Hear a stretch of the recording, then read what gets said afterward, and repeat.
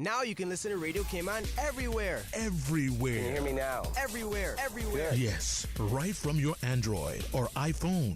Download the Radio Cayman app now on your Android or iOS phone. The Radio Cayman app is where you can listen to Radio Cayman everywhere you go. Everywhere we go, we go. Everywhere we go, we go. Find it in the Google Store, the Apple Store, or use the link at www.radiocayman.gov.ky.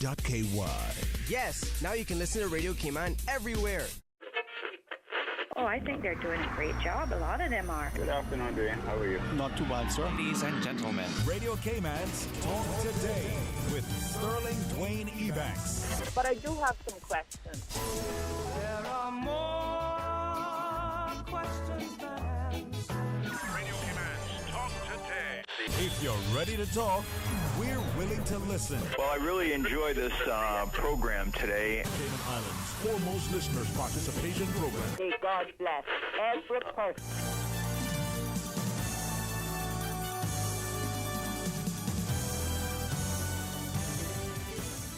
Hey, good afternoon and welcome. What a wonderful Wednesday. Welcome to each and every one of you as we invite you to be a part of a discussion to focus on what is important. We're going to talk not just about the Earth Hour, energy, efficiency and conservation, but at the end of the day you might find out that there are a lot of things that we're doing that we could do better and things that we're not doing that we should. And for some of you, like me, things that we're doing that we shouldn't. So stay tuned for Talk Today. Talk Today is brought to you by Subway, open 24 hours in Countryside, Anderson Square in Georgetown, and Centennial Towers in West Bay. And by the Ministry of District Administration, Tourism and Transport. Explore your history, explore your land, explore your sister islands. MedLab in Smith Road Plaza, your complete medical laboratory solution. Call 949-7331. And Savannah Pharmacy in Countryside Shopping Village, convenient opening hours including Sundays and holidays. Radio Cayman's Talk Today, the Cayman Islands' foremost listeners participation program. We ask our listeners to avoid statements or comments which are abusive, derogatory, malicious, or defamatory. Do not use any indecent language or make any statement which is false or misleading. Email Talk Today at candw.ky or call 1-800-534-8255. Courtesy of Flow, Cayman's #1 network that connects you to your world like never before. Let your voice be heard. Once again, here's your host, Sterling Dwayne Ebanks.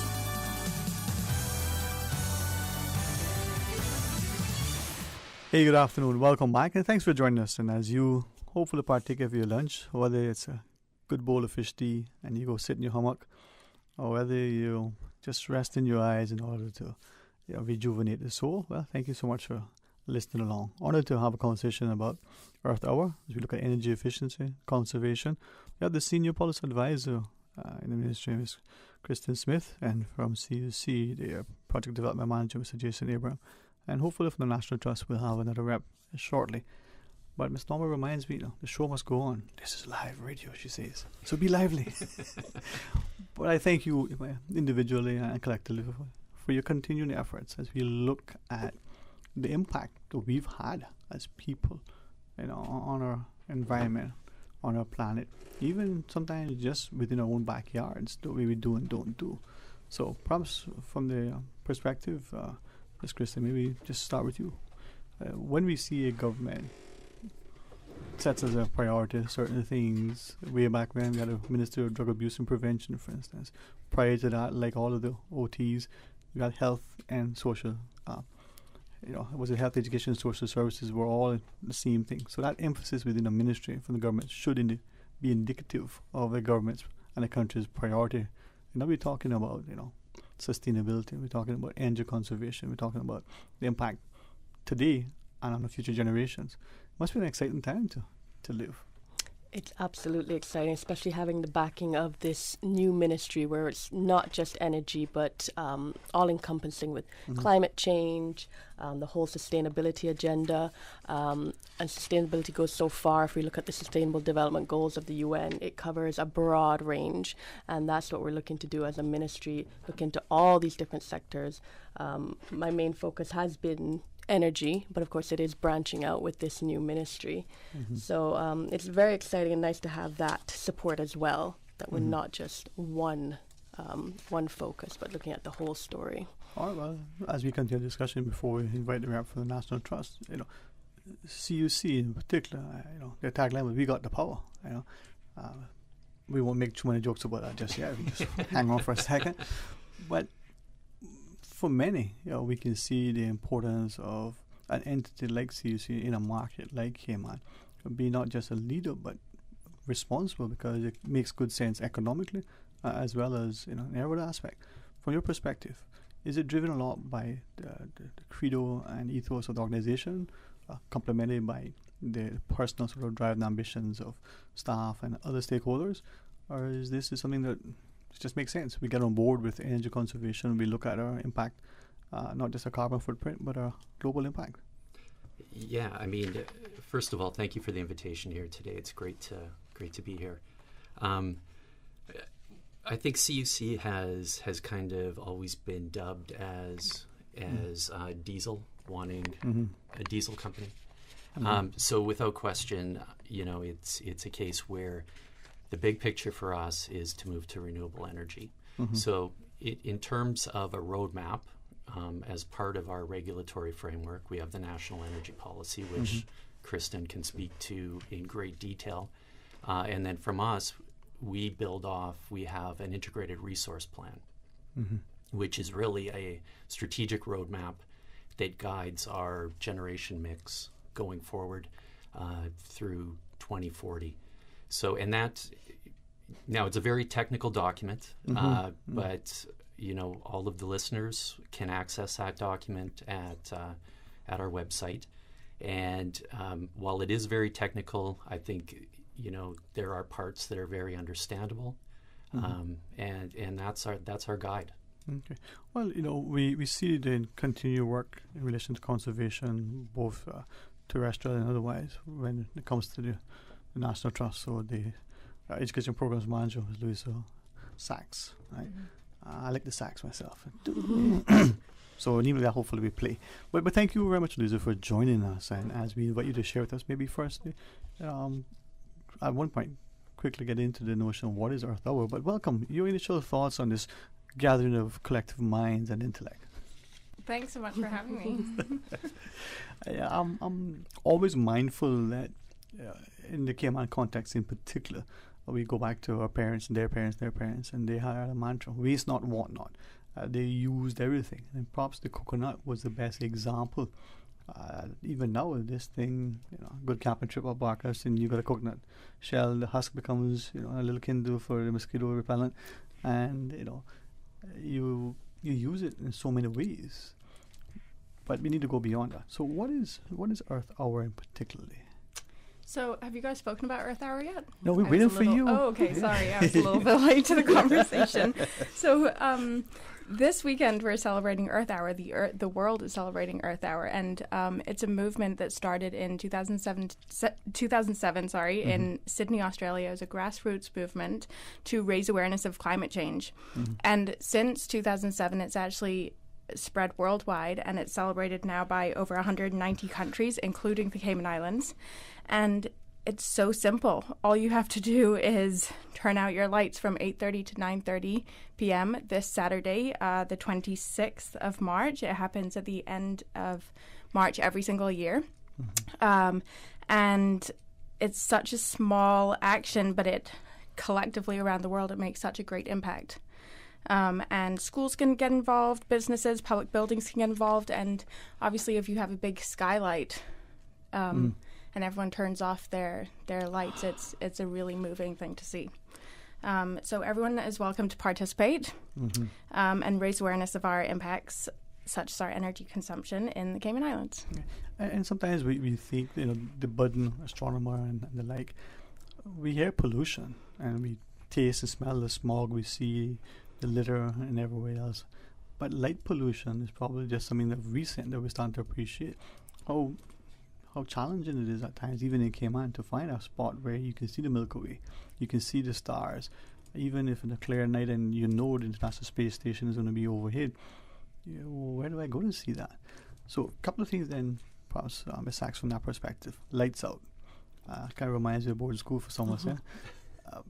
turn off the TV as well and just go outside? Everything off? It would be great to turn off the TV as well, but the movement focuses mainly on lights.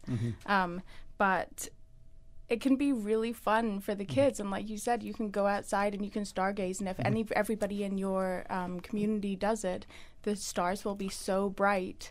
Or you can stay inside, you can do challenges in the dark, you can cuddle up and tell stories, or you can watch a movie on a smaller screen, maybe like a laptop.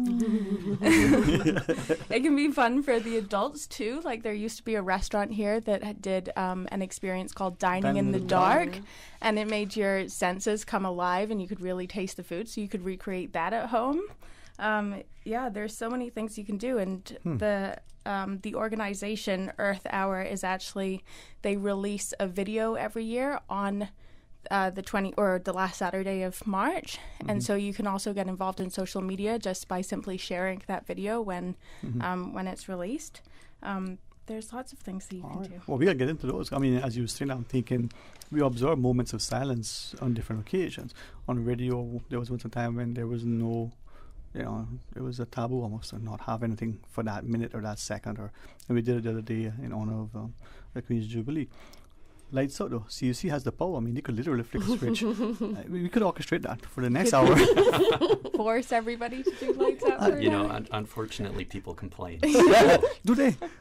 It's not TV watching people. All right. As we go into the break though, when I come, before we go, let me just ask two immediate questions. Have we seen any photographs from the International Space Station, or even that high-powered drone that sometimes goes overhead, of lights out on that particular day? Time? Not in Cayman. Okay. In other places, like in Sydney, there's a very moving photo. Yeah. It's actually quite eerie, but it would be amazing to get a photo like that in Cayman if everyone gets involved. All right. So let me then ask, because in asking that, I was thinking back. We probably do it because of our interest. We probably do it because we just stumbled upon it. But those same photographs, have you ever seen, the Cayman Islands at night from, way up in the heavens? And you mightn't see it on a map in the day, but at night, there's this glowing candle, looks like Ed Bush Field in your backyard. I mean, it's really alive, right? And long ago, probably but for a candlelight, a little kerosene lamp, there would be nothing. All right, so that's the question that I want to ask as we come back to it.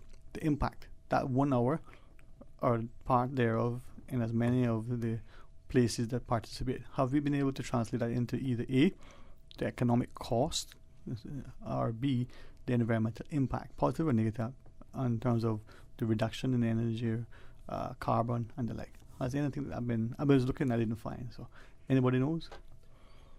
I don't. I would suspect that it would be a positive benefit. Yeah. I don't know the exact numbers. Right.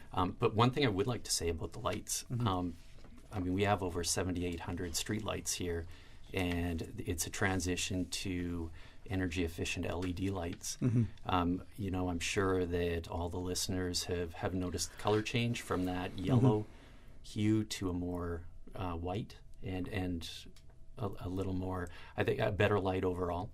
So yeah, definitely when you talk about light pollution, the LEDs, not only are they up to 50% more energy efficient, but it's also a better light, less pollution. And reduce cost to operate and the like. Yeah. So when we come back, maybe we can talk more about it, the participation of the community, we can expound upon, we can speak about it. I'm really grateful for this chance, and maybe for us as the adults to be mindful of the little things that we do that aren't so little. All right, stay tuned for Talk Today. A caring and community spirit, cherished family and cultural values. These are some of the things that still embodies the Caymanian way of life in the Eastern Districts today. Savannah Pharmacy, your neighborhood pharmacy, located in Countryside Shopping Village, is delighted to offer products and services of real value. Whether it's catering to your family's medical needs or carrying apparel, gifts, and beauty products, Savannah Pharmacy provides you with more than just prescriptions. Remember, they're always just around the corner with everything your family needs and convenient opening hours, including Sundays and holidays. Savannah Pharmacy. For more information, call 946-3336. King Sports Center takes pride in being more than just an ordinary gymnasium. For 14 years, their multi-purpose facility has been providing the community with a variety of sporting, recreational, and relaxation activities. King Sports Center has a bowling alley, lounge bar, multi-purpose rooms, powerhouse gym, rock climbing wall, bungee jumping, a 10,000 square foot rink, and so much more. For more information on the variety of services, call their friendly staff today at 946-5464 or email kings@candw.ky or visit www.kingsportscenter.com. King Sports Center, your one-stop shop for fitness, recreation, and relaxation. Cardinal Avenue may be closed, but La Perfumerie 2 remains open. La Perfumerie 2 has an expertly curated collection of fragrance, skincare, and cosmetics, and is available for appointments with our trained beauty consultants. Customers can avail of free parking at Bayshore Mall. No need to drive around town looking for parking. Want to call and collect? Call 815-7492 or email perfumery2@kirkfreeport.com with your order before 2 p.m. and collect from Kirk Gallery Bayshore Mall at 4 p.m. same day or next day. Full details at kirkfreeport.com.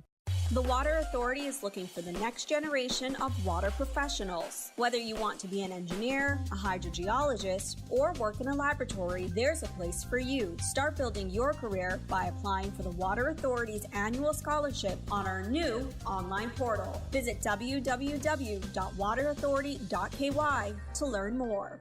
Sale, sale, sale. Christian Enlightenment Center is having a 25% off store-wide sale. That's right, everything is 25% off. So hurry in today. Save on books, Bibles, water bottles, journals, and so much more. Sale is on through Saturday, March 26th. Christian Enlightenment Center, located on Elgin Avenue in the Arboretum Building. Telephone 945-1252. Opening hours are Monday to Saturday, 9 a.m. to 6 p.m. Hurry in today to Christian Enlightenment Center and save, save, save. As seniors, we owe it to each other to stay safe and healthy through this pandemic. Let's make sure that our COVID-19 vaccinations are up to date, including getting boosters, and be aware of your surroundings so that we can manage the conditions that make us more vulnerable. Remember, we're in this together, so do your part. Get boosted. You can visit www.gov.ky/coronavirus to learn some more. Talk today. But I do have some questions. Talk today. Cayman Islands' foremost listeners participation program. Talk today. Because there are more questions than answers. What the public is saying. Waiting to take your calls right now. Sterling Dwayne Ebanks.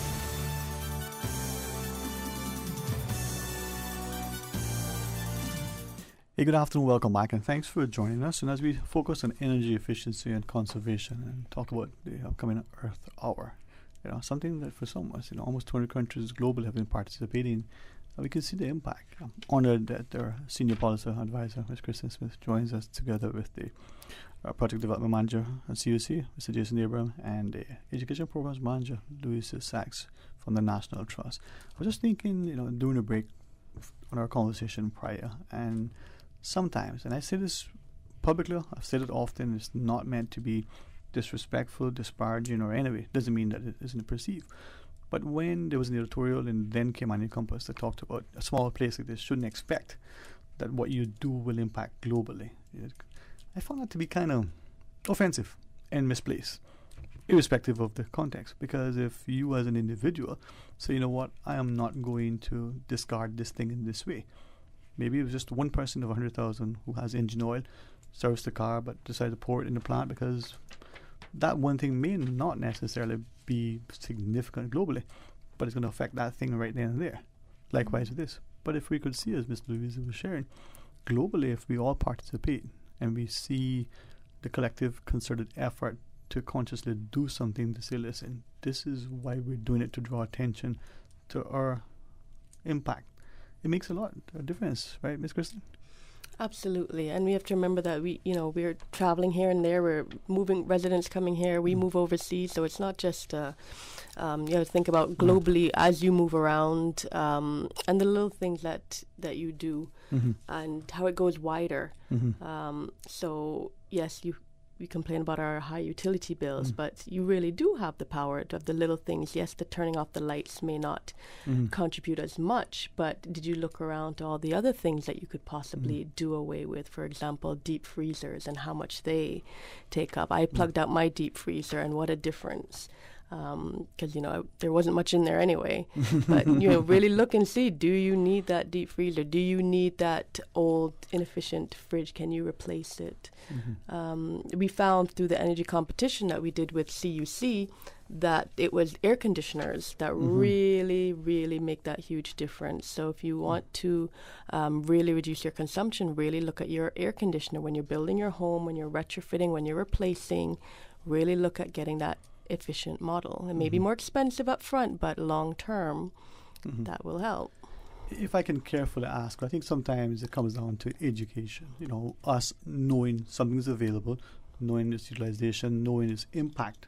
And air conditioning, I think, is important. We're in a house, we got the windows open, the air conditioning down to minus 50 degrees, and we're thinking, oh, well, it's not going to be a problem, and it never goes off.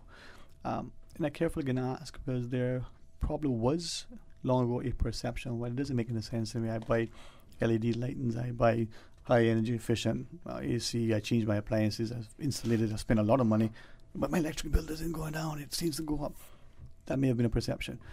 Just from that perspective, the more we do, the more we are energy conscious. Does it translate not only into dollars and cents, but also correspond to the environmental positive impact? Yeah, absolutely. So what Kristen said is absolutely true. We all have the ability to control what we consume. The great thing, and what I'm dealing with, particularly as part of our business development team, are new customer technologies and products. So things like smart thermostats that can help us. So these are, if I can just, where we're talking about energy efficiency, if I can just focus on the smart thermostat, it's an Internet of Things device, so you can remotely access it.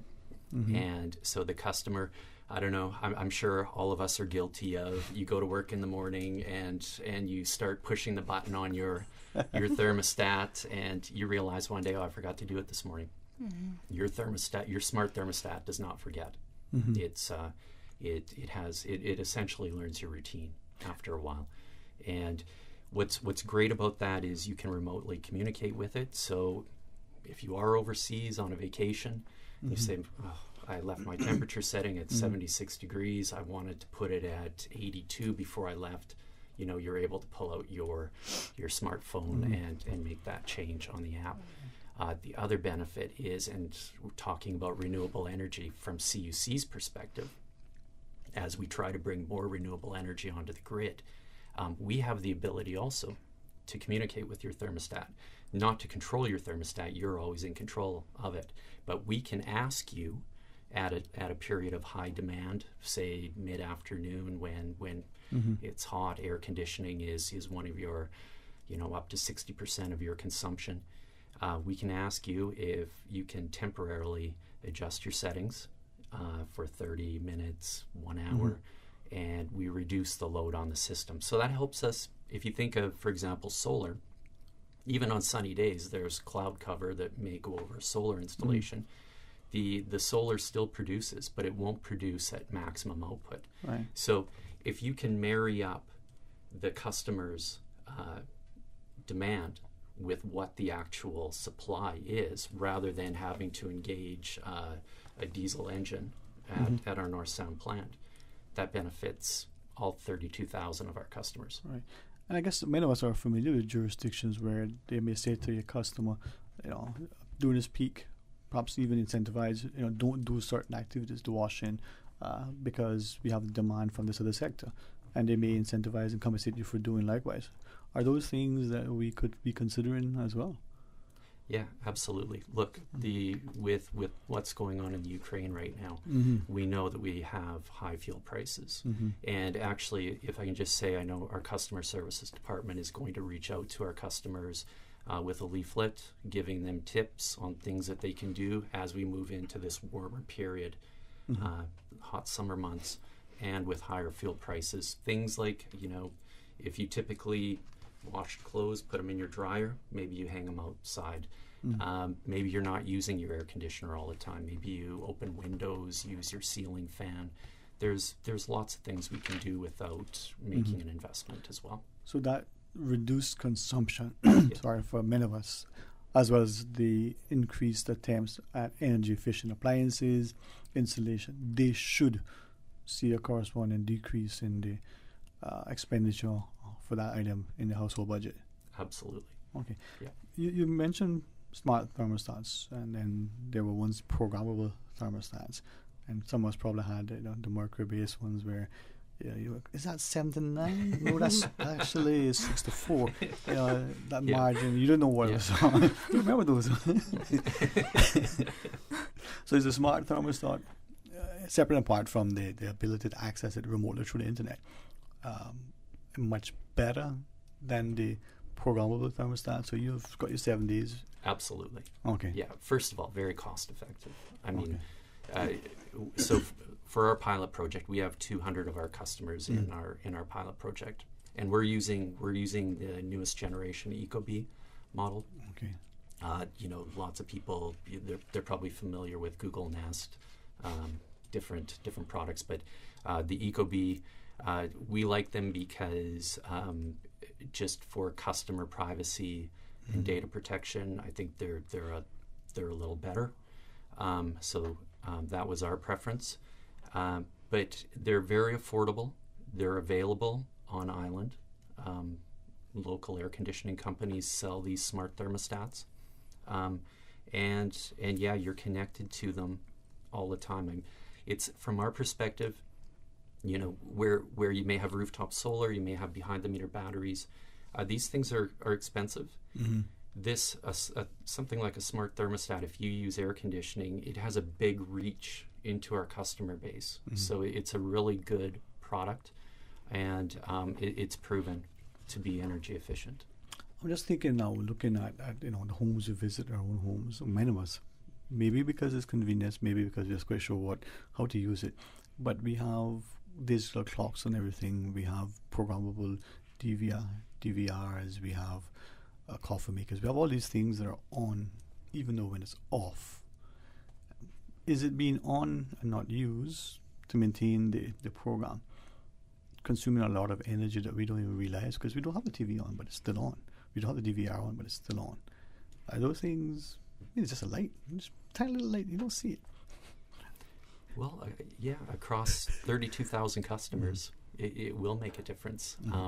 But yeah, I think, once again, speaking about energy conservation, if you do have the ability, especially as we move into these hot summer months, anything that you can do to reduce your consumption is very helpful. So is it then, and I'd ask, both Kristen and Louisa to weigh in.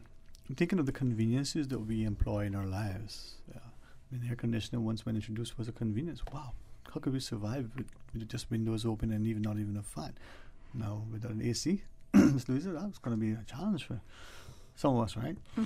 So balancing that convenience with the programmable. I get up in the morning and my coffee maker is set. I have to put the stuff in.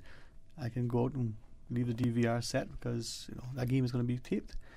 I have a friend in preparation for this discussion. I asked him how was his experiment coming. And it wasn't so much from the perspective of a cost savings. It was, how do I live without this thing? So he would physically plug in and unplug certain things, knowing that he would have to give up the convenience of certain things. So the coffee maker was a set when he wanted it. The DVR, well, he had to go program back. And he said that he almost found it to be impossible. There were certain things he doesn't mind plugging in. So where do we trade off then, Ms. Kristen? And once again, there's so many devices that could help you with that. You could use the smart USB plugs, which once again you use from your phones. You don't have to physically plug out. And another thing was the energy monitors that actually tells you which units are using up the most. So you can determine actually this appliance is using up a lot. Let's plug this one out and kind kind of make your decisions on that, so that it'll help with your everyday human behavior of how you interact, and should I plug this one out? Is it not worth it? So there's so many new devices on Amazon that you can just purchase, and we used it in our test case with our homeowner. To really see which appliances she was using, and it turned out, their music studio with all of their laptop and the speakers, and that was what was really driving up the cost. So it's very enlightening when you get these home energy monitors.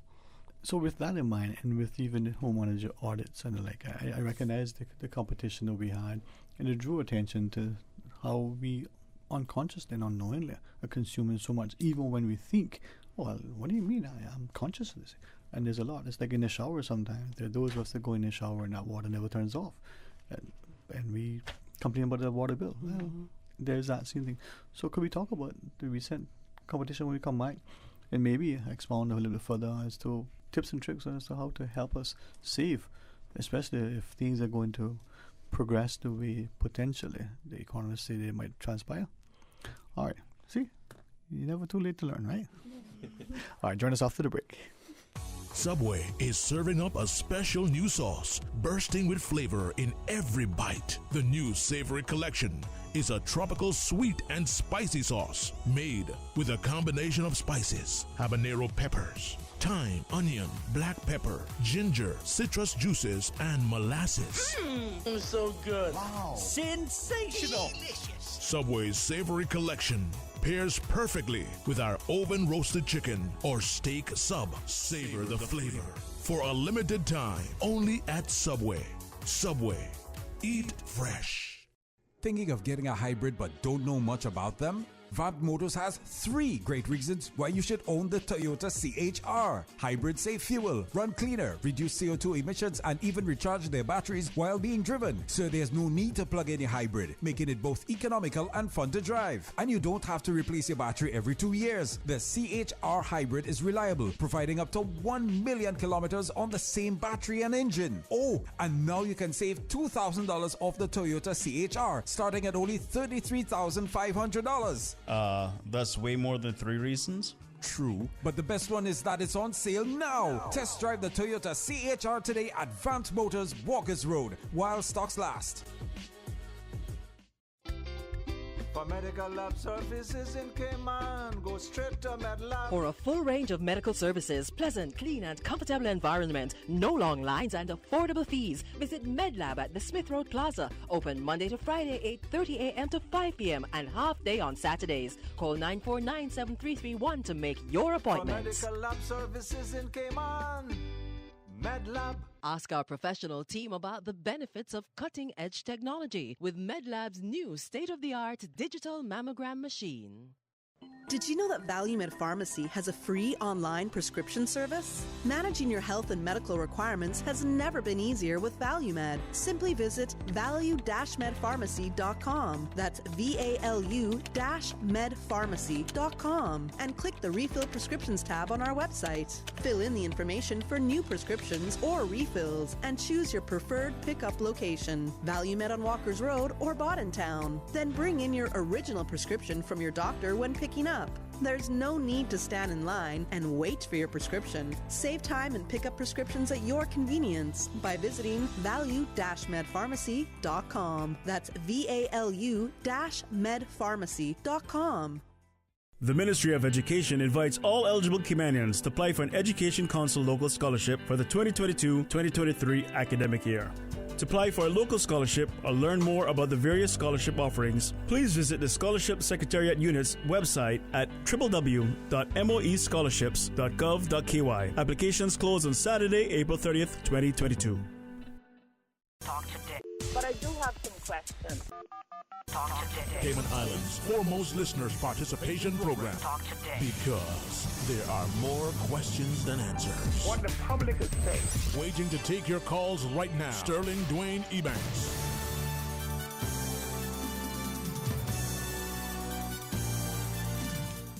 Hey, good afternoon. Welcome back. And thanks very much for the opportunity to not just laugh and feel that loving, welcoming, warm hospitality. That's not only the sunshine in the Cayman Islands, but as we talk about Earth Hour and focus on energy efficiency and conservation, Mr. Kristen Smith, together with Jason Abraham and Louisa Sachs.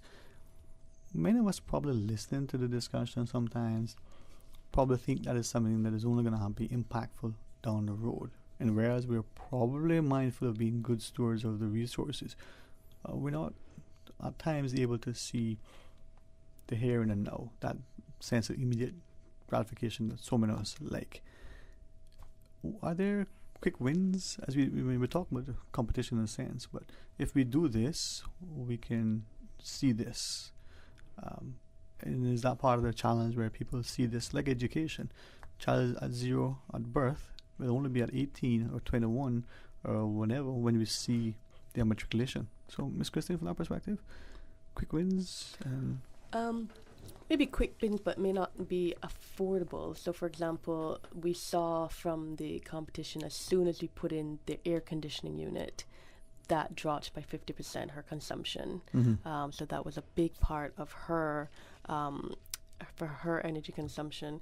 So we did the AC units and we put in the insulation, and we were looking at the building envelope as well. There were so many gaps in the doors that was leaking all the air conditioning.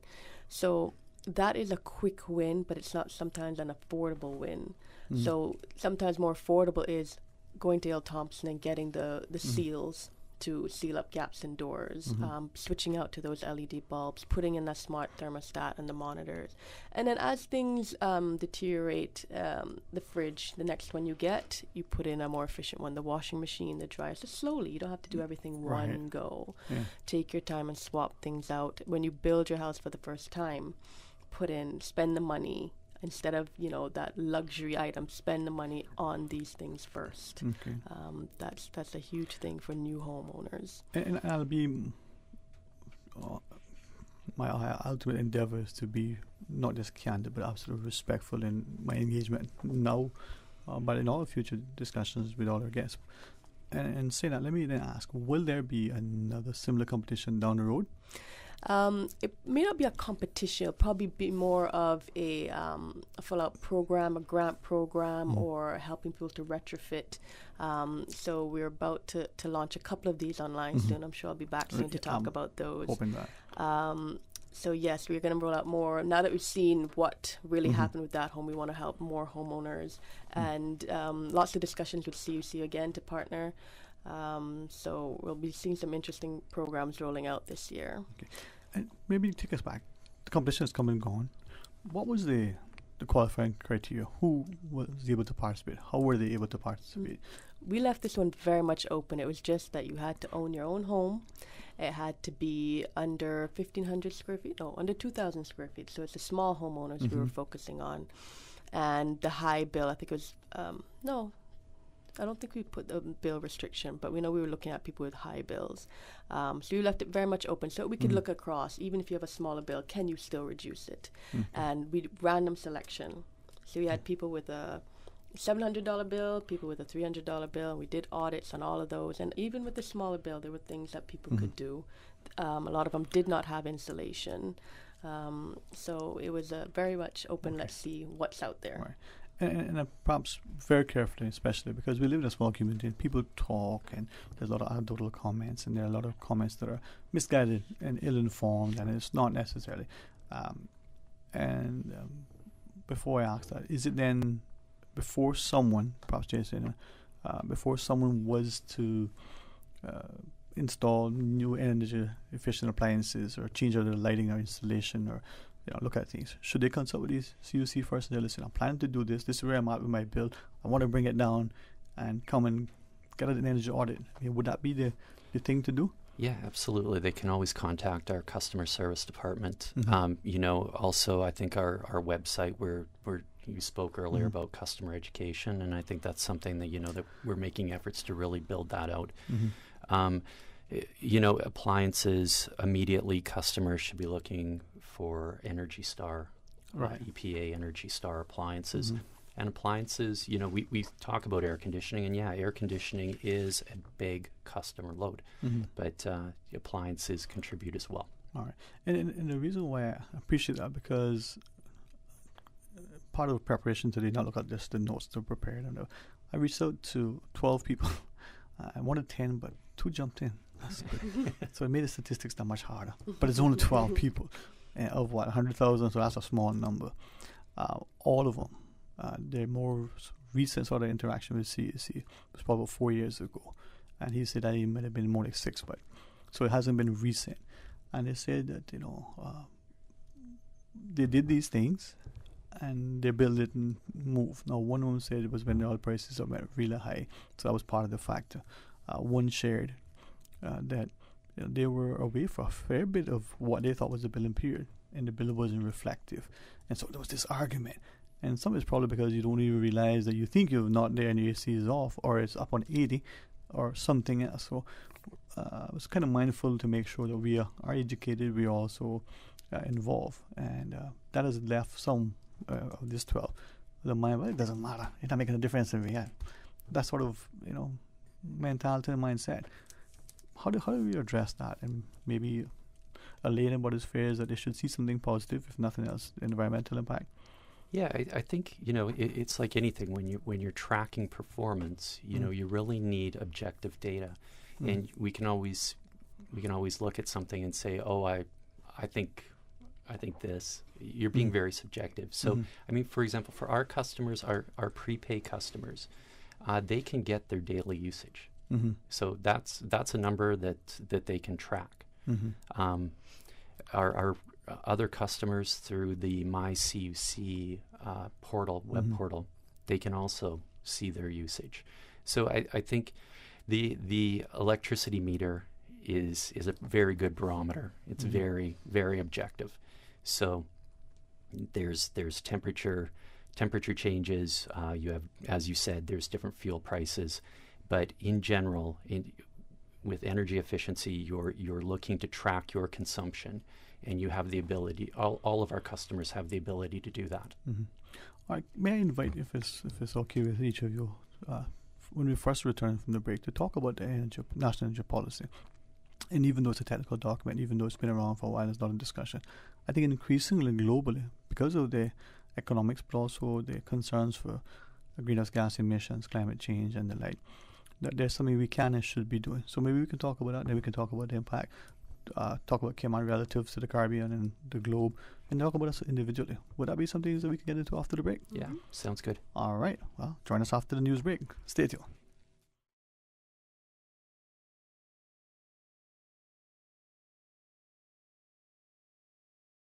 From district to district, moving through the waters to Cayman Brac and Little Cayman. Your station, your voice. All things Cayman. One radio, many people. This is home. Radio Cayman in the Cayman Islands. Today's biggest news. Radio Cayman. Your voice, your choice. Local, regional, international. This is Headlines from Radio Cayman's newsroom. Today's biggest news. With your latest headlines, I'm Felicia Rankin-Zollins. The 2022 Minds-inspired First Tech Challenge takes place at the Arts and Recreation Center in Camana Bay from noon until 5 p.m. on Saturday, March 26th, and will see public and private school teams compete. The event is free of charge and all are welcome to attend. For more on the First Tech Challenge, visit mindsinspired.ky. In international news, search teams have found a black box from the China Eastern flight, which nosedived into mountains in southern China this week, state media report. Authorities are still yet to report the number of dead, but it is feared none of the 132 people on board survived the high-altitude crash. Investigators still do not know why the plane plummeted out of the sky. Swiss food giant Nestlé is pulling its popular brands out of Russia, but will still sell essential foods. The firm stopped investment in the country earlier this month, but has now suspended sales of brands such as KitKat and Nesquik. It follows fierce criticism of the firm by Ukrainian politicians. A growing number of Western brands have suspended operations in Russia in protest at the war, but a few are staying put. Women's National Basketball Association star Brittany Griner is said to be in good condition after being detained in Russia on drug charges. The American and Olympic gold medalist who plays for Phoenix Mercury was reportedly taken into custody at a Moscow airport in February after cannabis oil was found in her luggage. She could face a sentence of up to 10 years in a Russian prison if convicted. An official from the U.S. Embassy in Moscow was allowed to visit the 31-year-old for the first time on Tuesday. These are your headlines. I'm Felicia Rankin-Solins. For the latest in news and information, follow Radio Cayman on social media, Facebook, Instagram, Twitter. Download the Radio Cayman app or log on to our website, radiocayman.gov.ky. Talk today. But I do have some questions. Talk today. Cayman Islands' foremost listeners participation program. Talk today. Because there are more questions than answers. What the public is saying. Waging to take your calls right now. Sterling Dwayne Ebanks.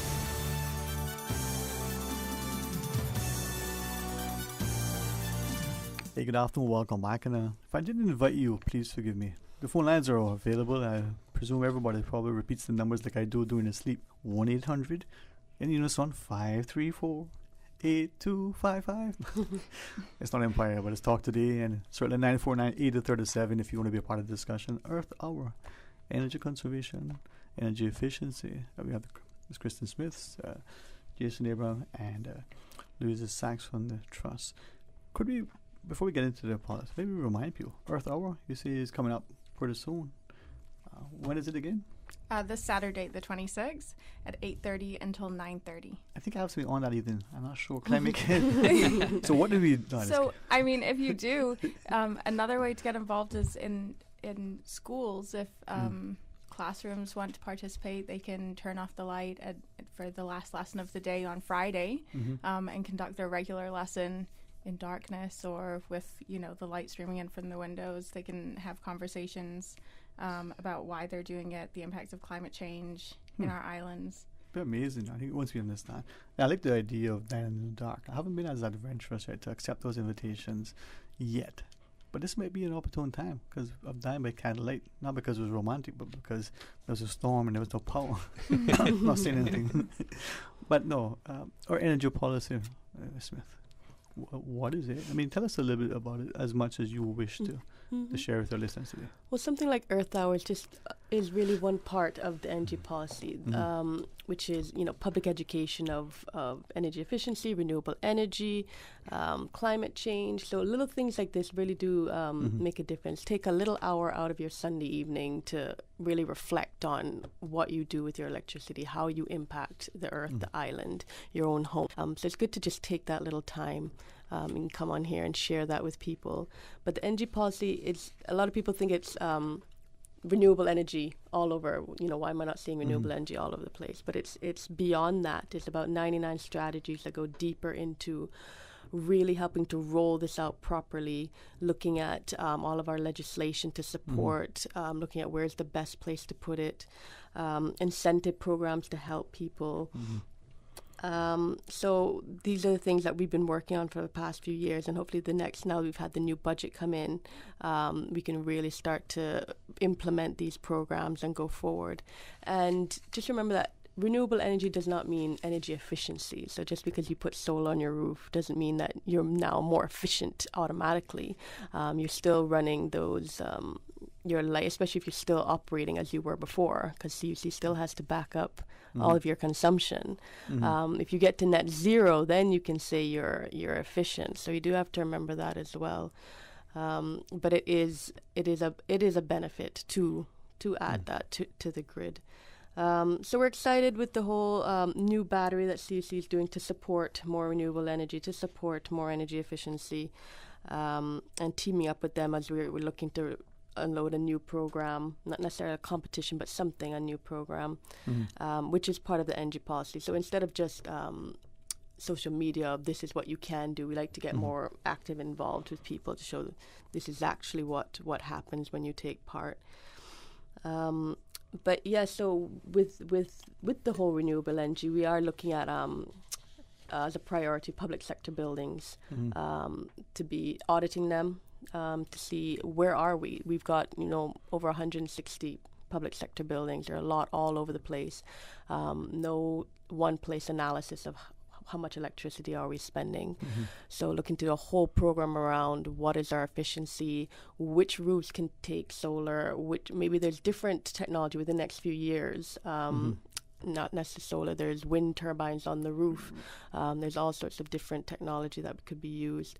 And also looking at the residential sector and how we can roll out a program with solar water heaters and all sorts of different things to help the residential sector to be more efficient as well. I mean, we think of wind farms and things 100 meters up perhaps, and however big the turbines are. But I think of a Dutch company that has it where it's almost cylindrical. Look at Malmö, Sweden, Solar Array, Sevilla in Spain, the big solar farm. So those are things that we can do, covering parks, covering buildings and rooftops. But that's the big picture down the road. Can I ask this then by recalling what I think I heard Mr. Art Connor this morning on the For the Record share? I think he said about in 9 months, St. Croix going to go full solar. Now, that's seemed an ambitious endeavor, but in a short time. Any thoughts? I mean, just personally, I mean, that's Jason. Yeah, I mean, congratulations to them. It's complicated, and there are a lot of things that weigh in. First of all, we know one thing. And I don't think it's just the electricity customers in the Cayman Islands. It's electricity customers everywhere. Right. They want to pay the lowest possible cost for energy. So we do have a fossil fuel fleet, and each of those engines have service lives. And as those engines reach the end of their service life, you really want to be able to replace those with renewable energy. And we have a very interesting project that's coming close to being completed, and that's the new utility scale battery, 20 megawatt battery. And what that battery does, it essentially allows us to reduce our spinning reserve. So, for example, Kristen did mention that CUC does have to back up some of the solar. Solar is intermittent. Renewable energy is intermittent. So you can have some cloud cover and production will dip. Well, you need to be able to counteract that right away. So we do have spinning reserve, and something like the battery project allows us to reduce that spinning reserve. You're consuming less fuel. Right. So that's a savings for all of our customers. We look at some of those man generators that CUC has installed, over the years, and some of us read it and we look at the financial costs. We own a glimpse because our interest may be on the technical data. And respect for the minimus, we don't really quite sure what was just said, but it sounded good. A 20 megawatt battery. Compare that to some of your generators in terms of size. Yeah. Bigger, smaller? Actually a little bigger. So our biggest right now, biggest engine is 18 megawatts. Yeah.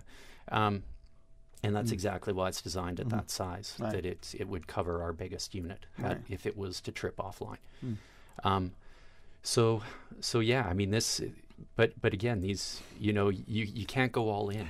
Yeah. We have 32,000 customers. We're not Florida Power and Light with 2 million customers, where you can spend hundreds of millions of dollars and customers don't necessarily feel it in their electricity bill. Right. So I mean, that's great that St. Croix. I'm sorry, I'm not familiar with their situation, but kudos to them, and I'm sure they've done a lot of planning, and I know in this jurisdiction there's been a lot of planning by many stakeholders, and the direction is forward for renewable energy. That is the big picture, and that's where we're moving to. Yeah, I mean, like FPL, we've seen their stuff, but the Caribbean, Aruba, St. Croix, others have been making, strides. Yeah. If I might, though, because I think this is where many of us don't appreciate the impact. So can I ask two things? A 20 megawatt battery or generator, that would power how many homes, businesses, what sort of output, what sort of service supply? Well, just to give you, first of all, I'm not the technical guy to ask on that. We have better people at CUC to ask this question. No, we'll get to those. But yeah, just to give you an idea how that would fit in, our maximum peak demand happened a few years ago, and it was 113 megawatts. So, you fit that in, that's a little over a fifth of that. And the thing is that I want us as a collective unit in our society to appreciate that everything we do has an impact. The Earth Hour, if you only were to employ that every day for a little bit, you're out of your home for so many hours. You want to come back to a cool space, but are you expecting to come back to the X degrees that you have it on immediately and you're punching that thermostat down, or are you programming it through your smart thermostat so that it gradually gets there? Maybe I could ask then, draw the correlation between the energy consumption that we have here and perhaps the impact on what we feel outside. Even our young children are saying, man, it's hotter now than it was when I was younger. And your grandparents are going, hey, it's hot, huh? Yeah. So there is an impact. What is it? Ms. Kristen, you want to help us to maybe appreciate that? Yeah, it's a mixture of a lot of things, especially clearing for more roads, which is adding, to that heat effect, clearing more trees. Yeah. So how do you counteract that? Do we come back with planting more trees, something as simple as that? Really reducing our traffic congestion so we don't have to build up more roads. So really clearing all those forests really does make an impact locally on that heat that we have. Even around Georgetown, we're planning, to put more trees now because it's quite hot in Georgetown with no shade. So those little things will make an impact as well. Yeah. And I think maybe what we should be mindful of is that tree that we plant today, whether we plan to reap the fruit, it's not going to happen this afternoon if you put it in this morning. And it may not happen in our lifetime, but it'd be the same for our children. So after this final break, can we expound a little bit further and revisit the Earth Day, Earth Hour, the Earth Month, or collective impact to Earth and Mother Earth? Would that be fine? All right, I'm going to order up some chocolate. Who wants one? Okay. Stay tuned for Talk Today. Radio Cayman is pleased to feature this special Sister Islands historical vignette brought to you by the Ministry of Tourism and Transport. Explore your history, explore your land, explore your Sister Islands. Captain Keith Parker Tibbetts, MBE, JP.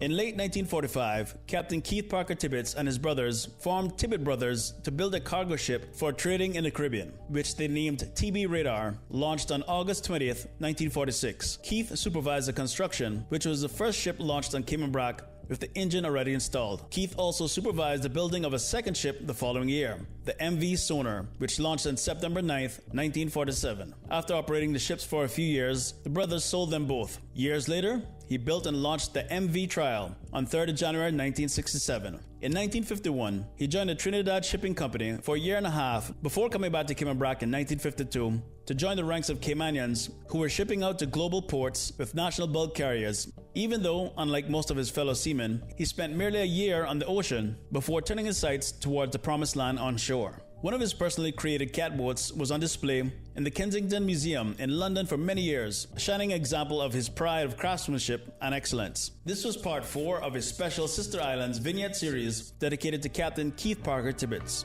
I'll be back. I've got 22 more days.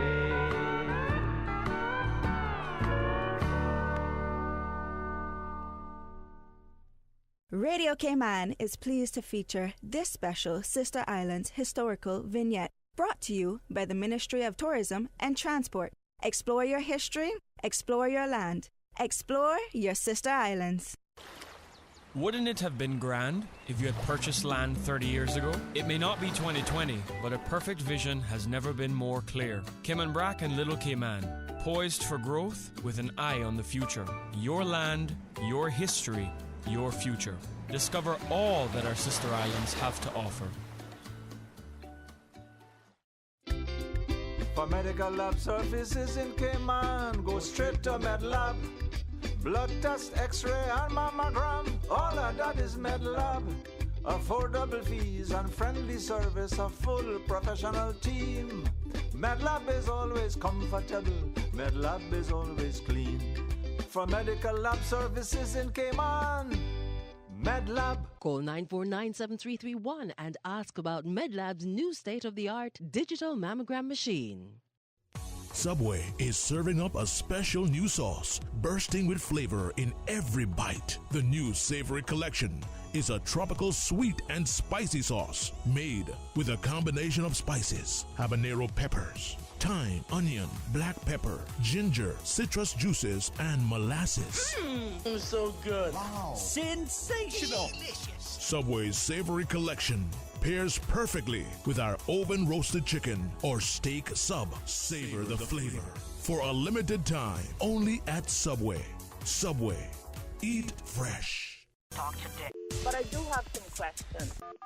Talk today. Cayman Islands' foremost listeners participation program. Talk today. Because there are more questions than answers. What the public is saying. Waging to take your calls right now. Sterling Dwayne Ebanks.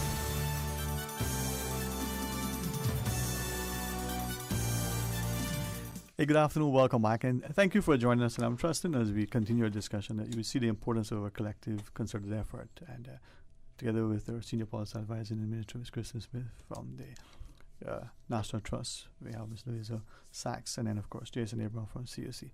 I believe we have a caller online now. I don't know if it's as a sort of a response to my request for chocolate, but it may be about the topic. But all how to find out is to go check it out. So I invite you, as if you were in the Cayman Airways taking a trip to the BRAC, and you asked to fasten your seatbelts. Well, please put on your headsets. Hey, good afternoon and welcome. Thanks for calling. No chocolates. Trying to find a Chalamello. Well, listen, if you can, I would be happy to share it with you. But Chalamello or a Dew Plum? Haven't had one in a long time. Interested in this, I think they say 20 megawatt battery. Is that what I heard? Yes, sir. Correct. Yes. Sir. Okay, is this a single battery or is it a series of batteries or no, connected up together? Yeah, no, it's a utility scale battery that's actually at 2 sites, so at 2 of our substations. Oh, okay, and that's sourced from solar energy or wind energy. No, it's a standalone battery.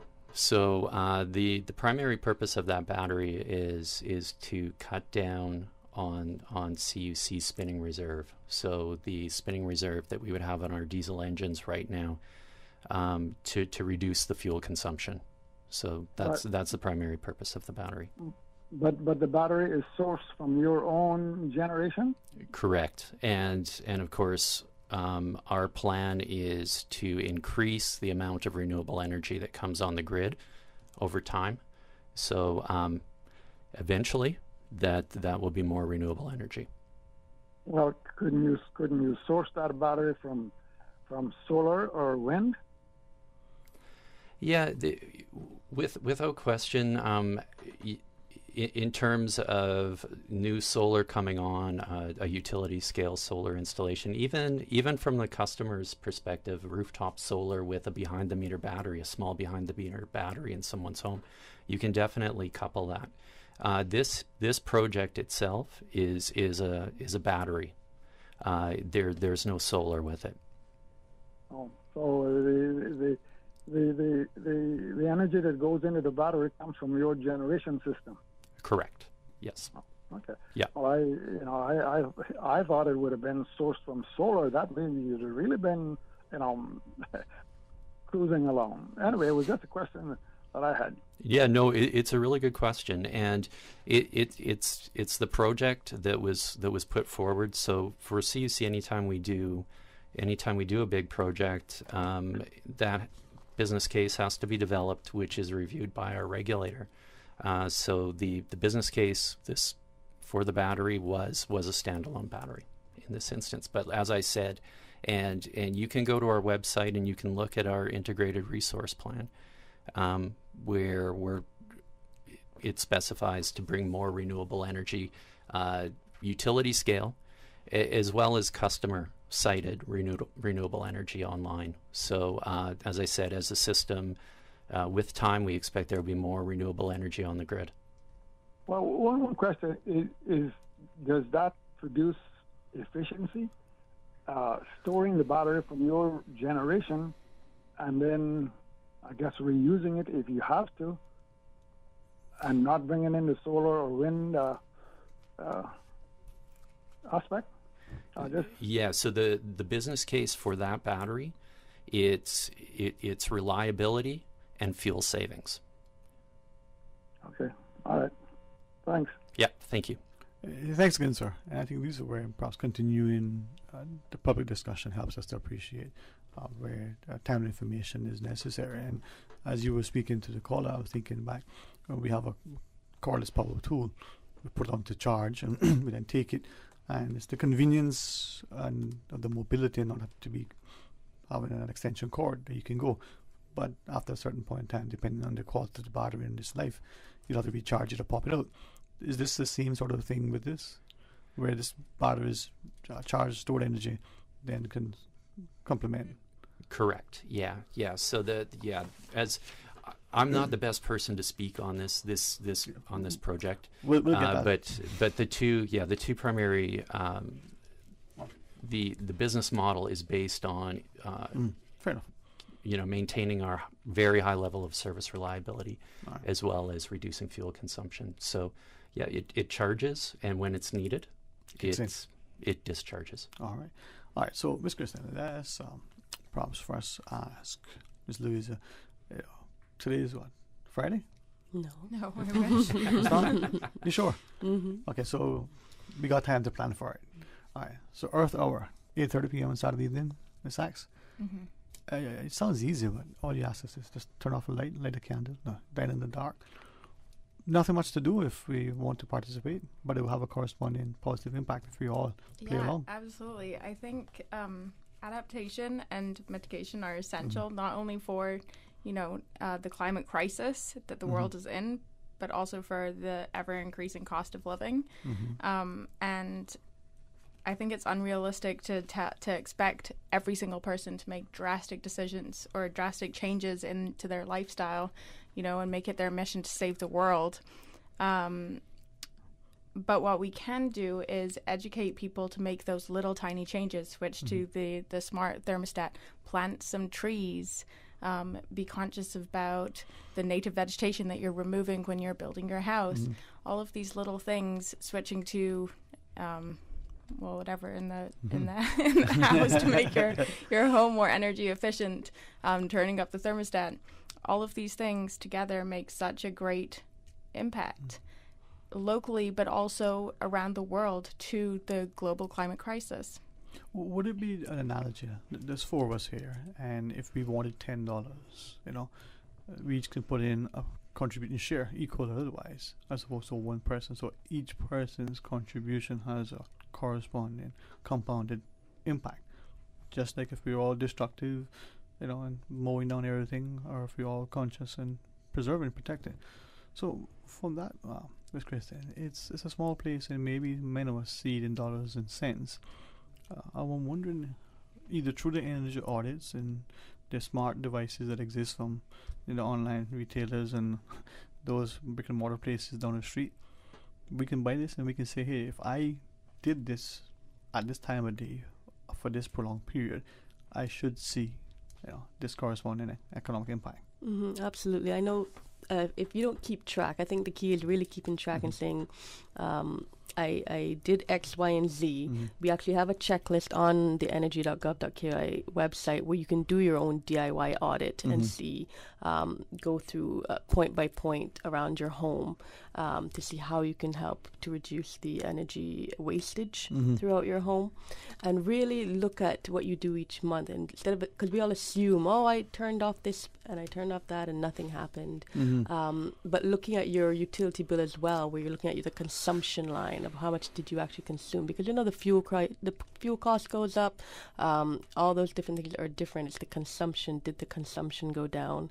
And as the price fluctuates, you should see a difference.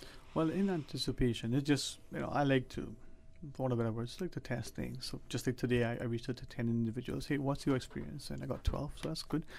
In preparation for what I thought would have been an impending sort of skirmish in Europe, what could I do on a personal level? I'll confess, my brothers would tell you that I'm economically conscious. Friends would say, no, he's cheap. But Johan Moxon has that covered. I deployed measures in the house, and I saw my bill come down. Now, I'm hoping that that's going to be continued as I deploy greater measures to reduce my consumption for my personal benefit, but to hedge my bets, so to speak, against what may be a fuel increase that could impact the cost of living, right? So as we do that now, and I will report it publicly. Did my bill go up? Who knows? Well, stay tuned. As we close our discussion, back to Ms. Sachs. We have the National Trust. We see the flora and the fauna. We see what your initiatives are relative to even a mangrove tour sometimes to appreciate the biodiversity. But there are many of us who leave that for those that we label as such, without appreciating that those are us, and us are we. What would you say to our listeners in closing as to how we can not only impact the environment in a positive way, but participate in Earth Hour on Saturday? Climate change is affecting the Cayman Islands. We're part of small island states, which unfortunately we contribute the least to the impacts of climate change in terms of like our energy consumption. But we're also going to suffer the most because we are low-lying islands. And climate change affects us through, weather patterns, increasing weather events, which obviously affects us during hurricane season.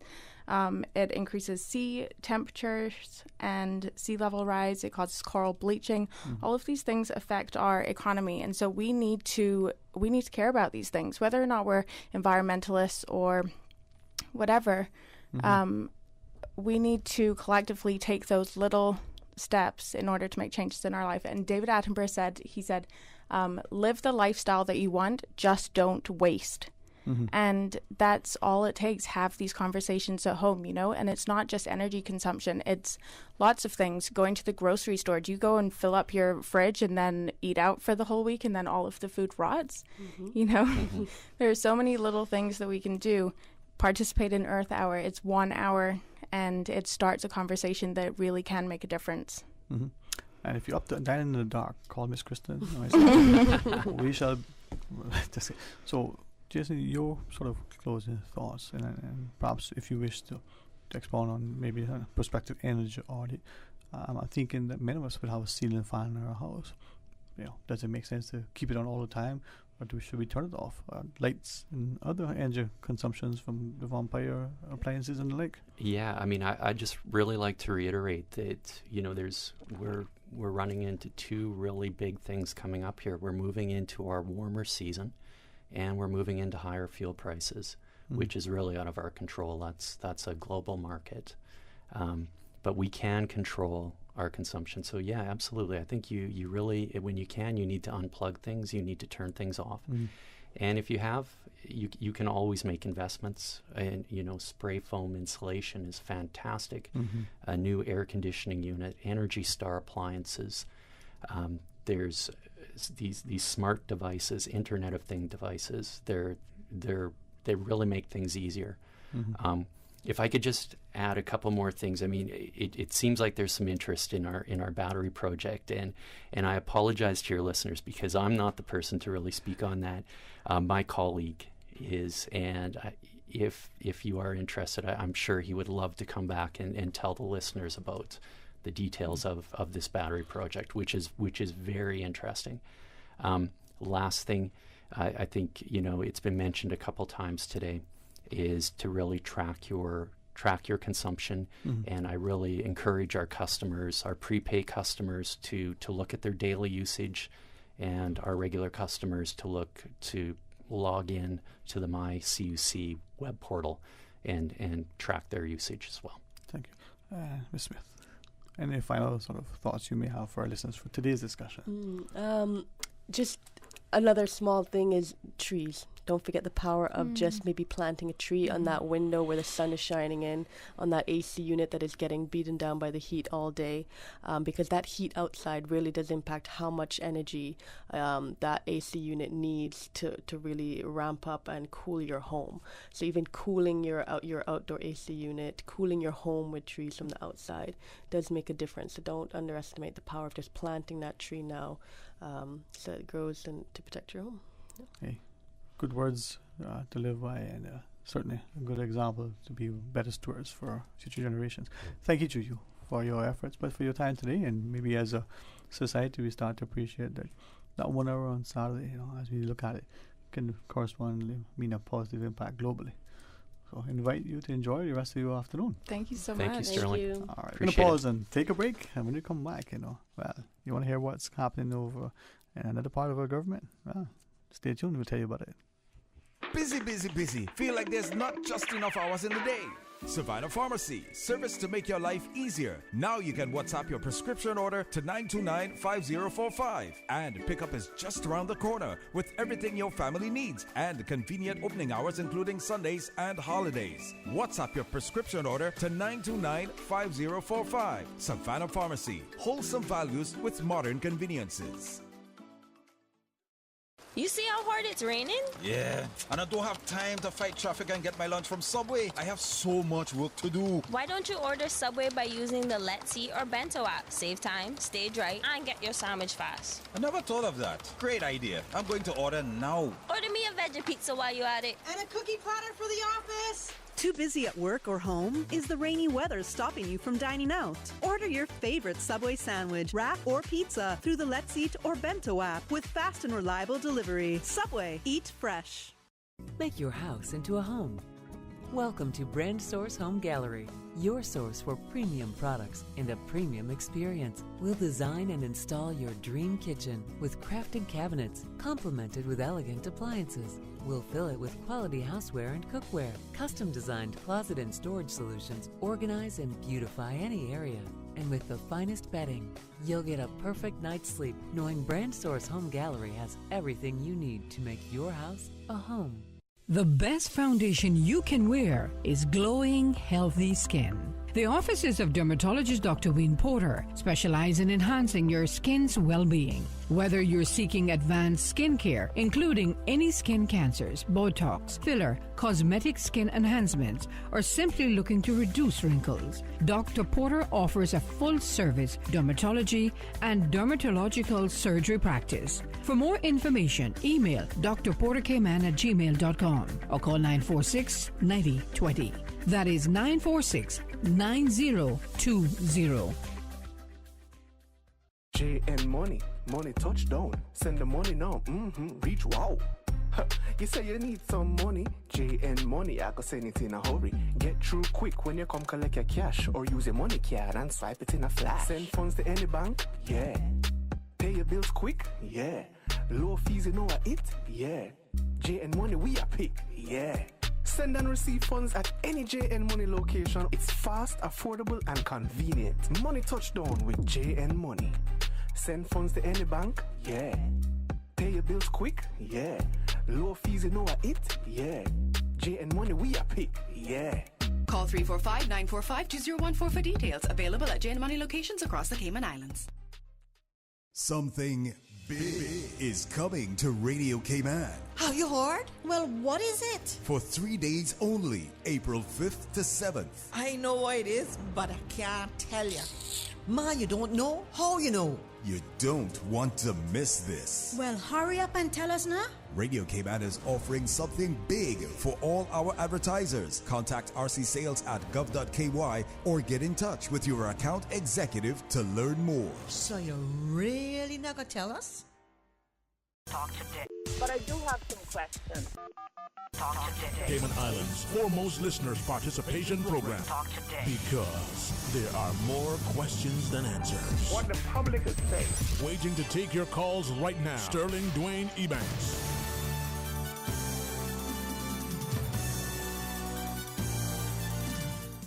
Afternoon, welcome back, and thanks so much for joining us. And I think it's an opportune time as we look at where we are in human history to be able to continue to focus on our environment humanity or the human being's impact on people, and perhaps sometimes with a sense of humanity, how we may have a greater and healthier society. So as we talk about World Meteorological Day and get into this discussion and this emphasis, perhaps the Director General over the National Weather Service, right? Mr. Tibbetts, it's always a pleasure to welcome you to see. I hope you don't mind me saying that. Great smile you always have, and that other personality. See, just so good afternoon, my friend. Good to see you again. Well, it's good to see you and good to be back on Radio Cayman. You guys always treat us like part of the family, and it's always good to come in and share our experiences and share our knowledge with the Caymanian people. Well, we always appreciate your invitation and the willingness to share, not just about weather patterns past and present as things unfold, but even an indication as to the interest within the sector, the development of potential, but also the career, prospects. Certainly.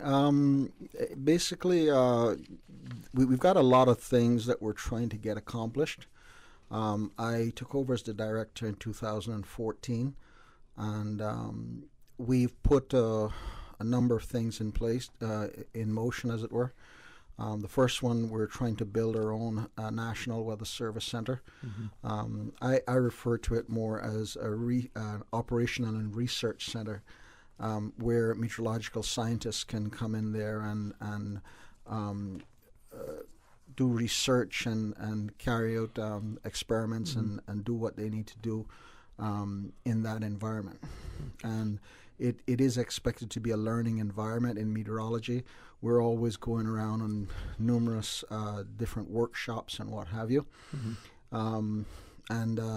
I think when you're looking at the theme for World Meteorological Day, which we're celebrating today, it's early warning and early action. Mm-hmm. And I think one of the critical components for the National Weather Service to do its job is to have a proper home and proper facilities to work from. Mm-hmm. Next to that, we're planning to put in a network of automatic weather stations and weather buoys around the place, because when people are asking for weather information and statistics, like for example, if you ask what the average rainfall is for the month of January, for example, we're giving you the average rainfall from the airport, which is our only observing point. Mm-hmm. Once we get the automatic weather stations up and they start to get some database on them and what have you, then we'll start to do more island-wide information. Other than that, we've got a lot of things going on, but we're also working on getting staffing in place. Right now we have 2 individuals that are currently completing a course to become weather observers, and we have another 3 that we're getting ready to go out now to advertise, so that we can get our full complement up, because the Weather Service is supposed to be an organization that operates 24 hours, and we do not have enough staff to operate 24 hours right now. But both this government and previous governments and the current government in there right now are all very supportive of the plan to get the Weather Service its staff, and so we're continuing to grow in that regard. Well, I certainly appreciate that, and through you, I know you have 2 of your members of your team. Correctly. We've got with me today 2 of our forecasters, Mr. Shamal Clark over here, who this is really his area of expertise in early warning systems, and our very own first qualified weather forecaster, female weather forecaster, in Ms. Carrie Forbes. Okay? I think Mr. Shamal would certainly forgive us, as we quickly harken back to Ms. Forbes' first, appearance when she came on, and we were so anxious to celebrate and to show people. And I think it's time now in that we're celebrating Women's Month for people to appreciate how significant any career can be for anybody who has the aptitude and interest, provided the society is willing to provide the opportunity. So as we talk about World Meteorological Day and get Mr. Clark to sort of, as Mr. Tibbetts shared, his expertise in the early warning system. But from that perspective, Miss Forbes, the gentleman here would not forgive me if we didn't say ladies first, despite. So welcome to you, Mom. Good afternoon. Thank you. All right. We'll give ourselves a chance to maybe get our listeners to appreciate this notion. So, Mr. Clark, early warning. I mean, what is it? All right. So, good afternoon, and good afternoon to the listeners as well. I think Mr. Tibbetts kind of stretched it by saying the expert here, but I'll try to explain a little bit about the theme that WMO has set out for this year's World Meteorological Day. Now, the concept behind early warning is that we're essentially in a time where technology is evolving, communication is evolving, and persons require information a lot faster. And in order to plan and essentially respond in a timely manner, we need early information. So the concept behind early warning is how can we as an organization, and this is not just us, the Cayman Islands National Weather Service, but on a global scale, how can we work together with our partners in the Caribbean and internationally to achieve early warning? And one of the things that we realize is that we could, and this is a given, most persons just use social media because everybody's there already, so that's one given. It's simple, but it's how fast we as an organization can get information out there to the public. And not only just getting the information out there, but getting information that the public understands, that they can relate to. So it brings one of the projects that we want to launch soon, hopefully, impact-based forecasting, which is essentially providing it's essentially a move from what the weather will be to what the weather will do. And I think most persons will appreciate that because you can relate to it. So instead of even telling you, oh, it's going to rain and 2 inches of rainfall, I'll tell you exactly what that means for flooding, where is the likely flooding, who will be impacted, and that kind of stuff. And then you can essentially react based on that information. So for us, that's early warning, and it's an ongoing process for us. We're still young in the process, and Mr. Tibbetts mentioned earlier, in terms of staffing complement, it's even more of a challenge with the numbers that we have. But we do our best because essentially we all love it. I think everyone here and our team will say we love it. We do it because we love it. Even though we might be punching in some hours there, we'll say yes, we do it because we love it, and we understand the importance of the information that we're providing to essentially the persons using the information. So we try to always improve on what we did previously. And I commend you for some of these new projects and initiatives, because for me, unlike some family members, I always was interested, well, okay, it's going to rain, but then what? I can't do nothing about the rain. Exactly. It means nothing to you, to be honest, in its simplest form, just saying it's going to rain. So now we'll speak more about what it's going to rain mean or translate. So this impact-based forecasting and when do you think we'll see that almost being powerful? I will say we have started to bridge the gap between the two to some extent, in the sense that we have a discussion in terms of what will happen. So instead of impact-based forecasting in itself requires a system that we need to do a lot of research on. One of the big things about it is that we would need to meet with a lot of the stakeholders to get some feedback from them in terms of how does the weather impact the sectors and the different areas. We have to carry out a lot of surveys and essentially gather that data and then see how we can best accommodate or essentially tailor the message to each sector. So that in itself will take, I will say, a long time. But for now, we try to bridge the gap. So let's say hurricane season is approaching and we're having a discussion like we're having now, then we'll talk about the impacts. But it will not be necessarily the impact-based system that we have fully implemented, but the conversations will be talking about the impacts. Okay. So when we come back from this break, of course, we invite Ms. Clarity to be a part of the discussion and maybe expand further on that. And what does that system look like? What do we do? What do we need to do? What more do we need to have? And the like, and get people to appreciate it, because it's more than that Randall Travis song about as long as old men sit and talk about the weather. But when we come back, we invite you to share with us as we talk about World Meteorological Day. a caring and community spirit, cherished family and cultural values. These are some of the things that still embodies the Caymanian way of life in the Eastern Districts today. Carrying apparel, gifts, and beauty products, Savannah Pharmacy provides you with more than just prescriptions. Remember, they're always just around the corner with everything your family needs and convenient opening hours, including Sundays and holidays. Savannah Pharmacy. For more information, call 946-3336. For medical lab services in Cayman, go straight to MedLab. For a full range of medical services, pleasant, clean and comfortable environment, no long lines and affordable fees, visit MedLab at the Smith Road Plaza. Open Monday to Friday, 8:30 a.m. to 5 p.m. and half day on Saturdays. Call 949-7331 to make your appointments. For medical lab services in Cayman, MedLab. Ask our professional team about the benefits of cutting-edge technology with MedLab's new state-of-the-art digital mammogram machine. Explore your history. Explore your land. Explore your sister islands. The ultimate staycation experience. Your culture, your freedom. The land that time forgot isn't gone. It's your sister islands. Discover all that our sister islands have to offer. Cayman Turtle Conservation and Education Center invites you to join them on Sunday, April 3rd for their second annual Turtle Crawl 5K Walk and Run. All funds raised from the event will support the conservation of green sea turtles in the Cayman Islands. So come on out and show your support. The second annual Turtle Crawl 5K Walk and Run. Learn more and register now at www.turtlecrawl.ky. Proudly sponsored by HSM, Rotary Central, Advanced Fire Services, Gatorade, and Radio Cayman. The 8:12 a.m. weather report, Monday through Friday, is proudly sponsored by CG Britke. Insurance, health, pensions, life, where people come first.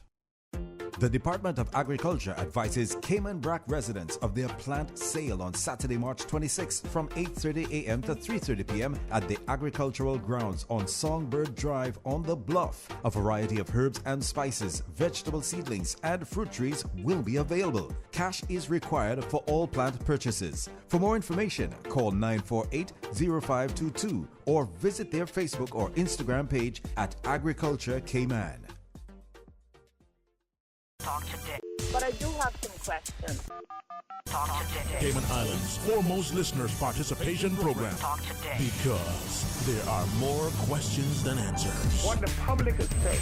Waiting to take your calls right now. Sterling Dwayne Ebanks.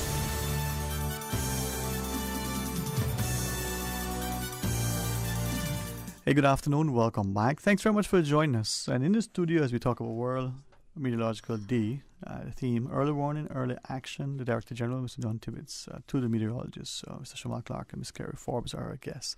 And it's great as we get to increasingly learn and appreciate that. I think as Mr. Clark talked about impact-based, forecasting. Not so much what the weather, will be, but what is going to happen. Could I then ask, as we go into the discussion, Mr. Clark, from that perspective, I think to two things. Marine interests, for instance. I mean, we see it with aviation, but marine interests, and then I think to the agrarian sector where the farmers will want to know in climates where there may be a threatened freeze on their strawberries, for instance. Hey, this is coming up. How do they respond? So it's impact-based forecasting to an extent in our context, from farmers to marine interests to the like, helpful to them as well, not just the flooding in the low-lying areas? Yeah, so definitely. So it will reach every possible sector, to every individual, as best as possible.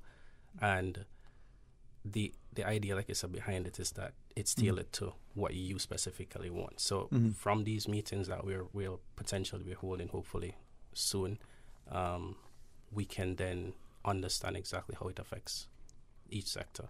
So farmers, the agriculture sector, tourism sector, the marine sector as well, even a simple thing as NRA, I'll say Ministry of Education as well, because one of the things I noted during our research process is that some of the impact-based forecasting that's being done by other organizations will tell you, okay, it affects school closures and how much persons. So it goes to the extent of saying how much persons will be potentially impacted with schools and that kind of stuff. Yeah, I mean, if a torrential downpour is expected, potentially we had rain days once, but they were nice days. get a note from your mom and say, you can't come to school today because your shoes wet. Yeah, so it goes as deep as that. And one of the things, too, if I might add, so it's in terms of early warning, it's not just impact-based forecasting. We overlook sometimes the concept of nowcasting, which is very important. So nowcasting is essentially more like in the next hour, what is expected to happen.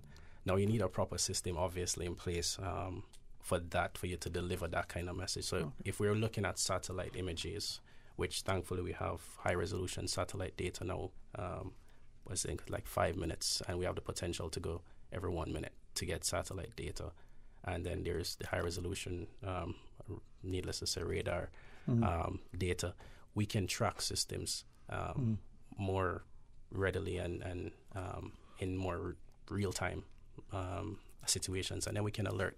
But like I said, it requires a system in place that can broadcast that message. And I think that kind of leads into the second part of the theme, which is early action. So you need that system in place for you to deliver the message in order to present the opportunity for persons to have early actions. So like the satellite, I mean, the weather radar, we can see the satellite.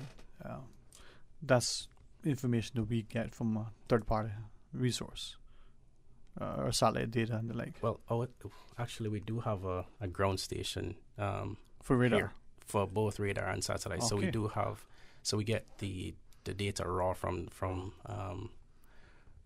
the satellite system. The best way I think I could explain it is that it goes to one of the universities where it's hosted. The raw data comes in from the satellite, and then we get it from there. So it comes in, and then we process it. So all the products that we have in-house are generated by our system. They're designed by us in-house, and we essentially put them out. So on our website, those are what we generate in-house. All right. And I know Mr. Tibbetts had referenced that in the past to us, so I appreciate you emphasizing against Mr. Clark. And why I'm asking that is that sometimes we don't see weather, to be that thing that's happening, right then and there. Then now, as you reference, to the fisherman who's out even in the North Sound and a squall makes down, he may see the ripples on the water, he may see the clouds moving and make provision. But for some, in the Cayman context, those freak storms or unexpected rain that come out of nowhere, as frequent or more frequent than we anticipate and come to expect. They're a lot more frequent than I think us forecasters would like to admit. But they do just pop up on us some of the times. And like I said, with a system for nowcasting in place, we are able to alert fast enough. So let's say there's a little cell blowing up over Georgetown or over West Bay. We could actually capture that, screenshot it, and put an alert out to say, persons along the 7 Mile Road area or in Georgetown expect potential torrential downpour, lightning, whatever the case may be, within, let's say, a 30-minute period. So we are looking to move towards that. So if you're outside and you're doing something, you need time to essentially grab what you have and seek shelter. And then we can alert for that. Yeah, I think we talked about the science and the art of forecasting as well. So these two are melded in that section. Yeah, definitely.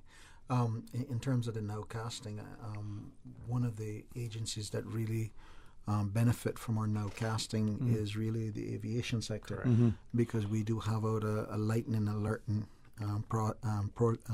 procedure with the Airports Authority, so that they will know if they're going to have lightning strikes around the airport. And the satellite system that we have is one of the most advanced ones in the region. In fact, it does have the capability. It is actually seeing lightning strikes from the satellite. So, and lightning strikes usually are detected in a different manner, but the satellite technology has increased so much now that they're doing lightning strikes through the satellite itself. So that's a capability that we do have.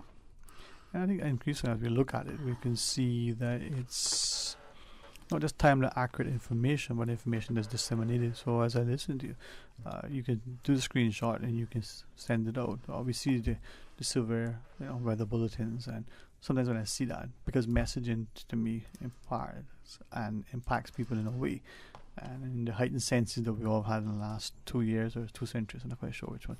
Seems like 2 centuries. We wonder how people would respond. I don't know. It's something to appreciate the education from it as well. And he's right. We've started, to be honest with you, we've started to get on the outer edges of the impact-based type forecasting. Mm-hmm. So when you started to see, I think we started it with IDA, I think it was. Yeah, it would have been IDA. Yeah. When you started to see templates come out, you're going to get very rough seas, you're going to get heavy showers, you're going to get high winds and stuff like that. And that is step one to the impact-based forecasting. You're now looking at a storm and you're looking at all of the different little impacts it has, and then you're going to give more details about each one of them. All right, so we don't have everything in place yet to look at you and say, well, you got 3 inches of rain coming and it's going to flood so-and-so. But I know that hazards management is working on something with rain gauges as well. Yeah. So we'll couple with them and we'll get some more information out. As we go into our headline news break at 2, you got the data, you want to get it out to society.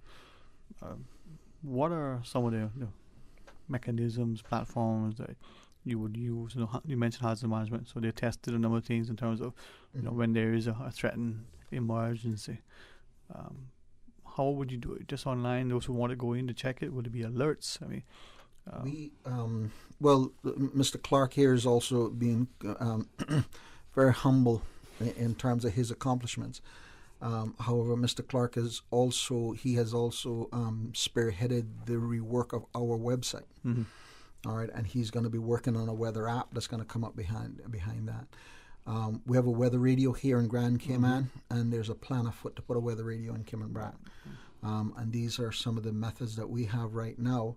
However, we're looking at other technologies and other ways to get things potentially. Things being shot off on social media and other sources of getting that information out. To presumably those who are more inclined, you tend to get information from about what you want. Right. All right. So with the news break, then let's talk about it. Let's bring Ms. Forbes into the discussion and explore her forte, and you can share with us from your expertise. Because I know Mr. Tibbetts don't just bring along anybody. He has a good team. All right. I'm going to pause and take a break. And the weather, I think Mr. Tibbetts would recite the program, weather, that one. Nah, he won't. Stay tuned for Talk Today.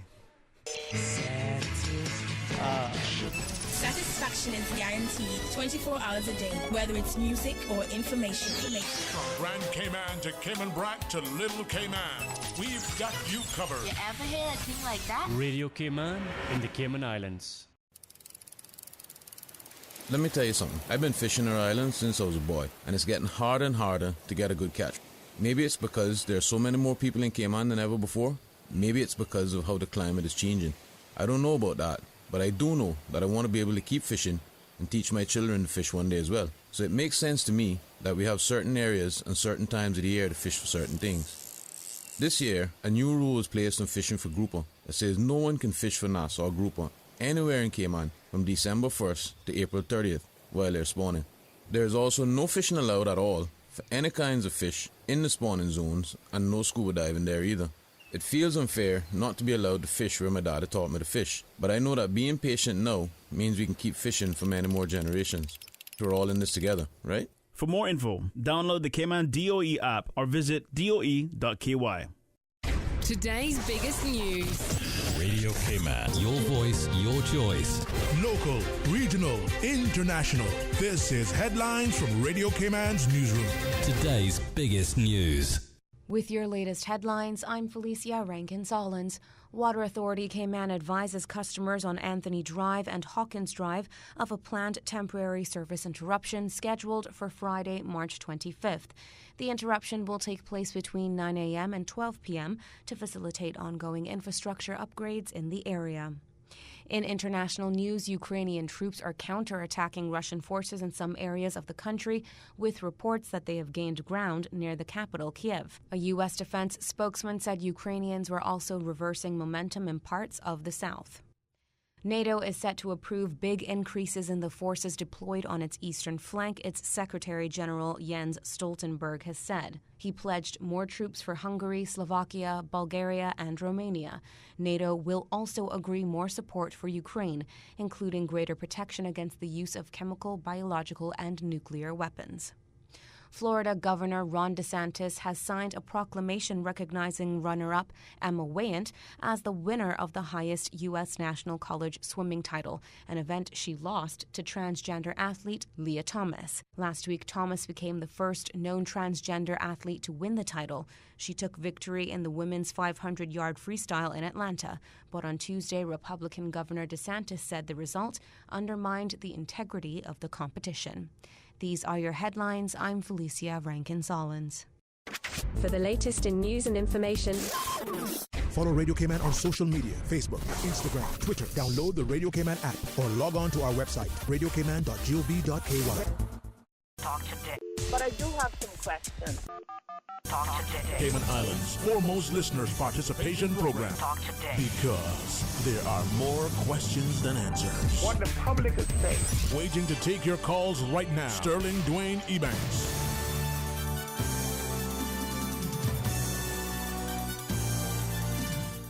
Hey, good afternoon. Welcome back, and thank you very much. And as I sort of get into the spirit of discussing about the weather, I have to challenge some of my family members because they're weather enthusiasts. They're very excited about the whole discussions, and it helps me when we have the company of the Director General, not just as a trained scientist and an expert, but the two forecasters of his team, Mr. Shamal Clark and Ms. Carol Forbes. They're passionate. They love their work. They bring not only a competence but a strong commitment. So, Ms. Forbes, from that perspective, we had a discussion prior, talking about climate and indirectly global warming and the impact of men, because women don't do anything negative. I'm just kidding. Climate change, climatology, Ms. Forbes, welcome again. Share with us. Thank you. Well, I actually want to continue on the forecasting that Shema was just speaking on. So internally, can we invite you as you continue? Respectfully, just grab the base to the mic and just pull it closer. That's good. The bowl of fish dinner you want close to you, right there. You go. Sorry. That was yes, ma'am. Yeah, sorry. Yeah. So in the section that I'm in is climatology at the weather station, and currently we're working on climate forecasting to assist our forecasters in getting a first guess of what conditions they should be expecting for the day. So in this climate report, it will have our 30-year averages and our record values of precipitation, weather, winds, and relative humidity, to help them, as I said, have a first guess in creating their forecast. We will give that in internally, but we were also thinking of sending it out externally to shareholders who can benefit from that information as well. Sorry. Yeah. So that's what we're currently working on, the climate report. Also, earlier this month, every month, we produce a monthly climate bulletin. Yeah. And so I'd like to at least give a short prediction for the next 3 months. Cool. So all you listening, stay tuned. We won't tell you what numbers going to say. You got it, Ms. Forbes. You got it. Okay. So currently we are towards the end of our dry season, which runs from November to April. As opposed to the many systems, for example, tropical waves, tropical storms, tropical depressions, and hurricanes that contribute heavily in the wet season, which is from mid-May to October. Cold fronts are the major producers of rainfall in the dry season. But however, that associated precipitation with the cold front is it's not as long-lasting or isn't as plentiful as the previous systems I mentioned, and it's also counting on these cold fronts reaching south to our area for us to then get that accumulation. Mm-hmm. So this is what accounts for us having a dry season, just of having low rainfall accumulation as compared to just the wet season. So just wanted to put that into... I appreciate it. And this is where I think having that data, I mean, you're talking about over the historical data for 30 years, we could see the impact. We're told that putting nice plants inside keeps the indoor air quality. We understand, plants do a lot in terms of oxygen and carbon dioxide. But how many of us appreciate that? Maybe it's a lot harder now in this car park because what was once a nice, flowered and sort of shaded area, well, we have nothing but concrete, right? Yeah, I think Kerry can address that too in terms of what the previous 30-year average looks like in comparison to the new 30-year average, and that would give you an idea of why are we seeing the situation we're seeing now.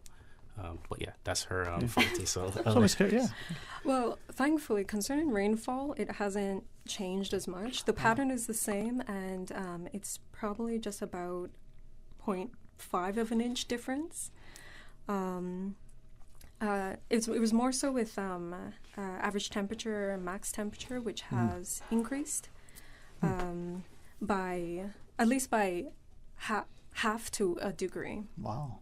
So so that's at least one comparison between the climatological period of 1981 to 2010 and our current period of 1991 to 2020. It's interesting you share it because you're saying that from the rain sort of gauge, not much difference, but maybe from people's sort of perception. It's not. It doesn't rain like how it was when I was a child. Yeah. It might, again, this is just my interpretation. It's just going down this little rabbit hole now in terms of climate information. But potentially, you could look at it in two ways. In terms of it being the same for precipitation, because now we have more, I use this term loosely, aggressive systems during the wet season that essentially cancel out the average versus, so you end up with a dry season, but a wet season essentially, so it balances in terms of precipitation. But then when you look at the temperature values, you see where the difference occurs. Well, for the statistical analysis, then we sort of throw out the high and the lows to sort of make sure that the average is still a little more reflective of the actual. And if we use the 30-year average, and we're seeing that, it doesn't seem to be raining that much, less than it did, when your parents were parents, which is it then that we have more data from more data points, or B, that the higher wet is wetter than the wet than the dry, as you were sharing? And so when you put it in, it makes the average a bit of an anomaly. Well, there is something to consider then, like John mentioned, in which this is all collected from 1 point. Yeah. So just 1 point. Just 1 point right now. So it goes to the value of data. In this field, it is very valuable. So the more data we have, is the more we can tell. But you can just imagine, I mean, Sterling, and we've had this talk numerous times. National Weather Service goes out and it says, listen, today we measured 3 inches of rainfall. And the guy out in East End goes, what? Yeah. That's not relevant to him. Yeah, because it dries chip up there.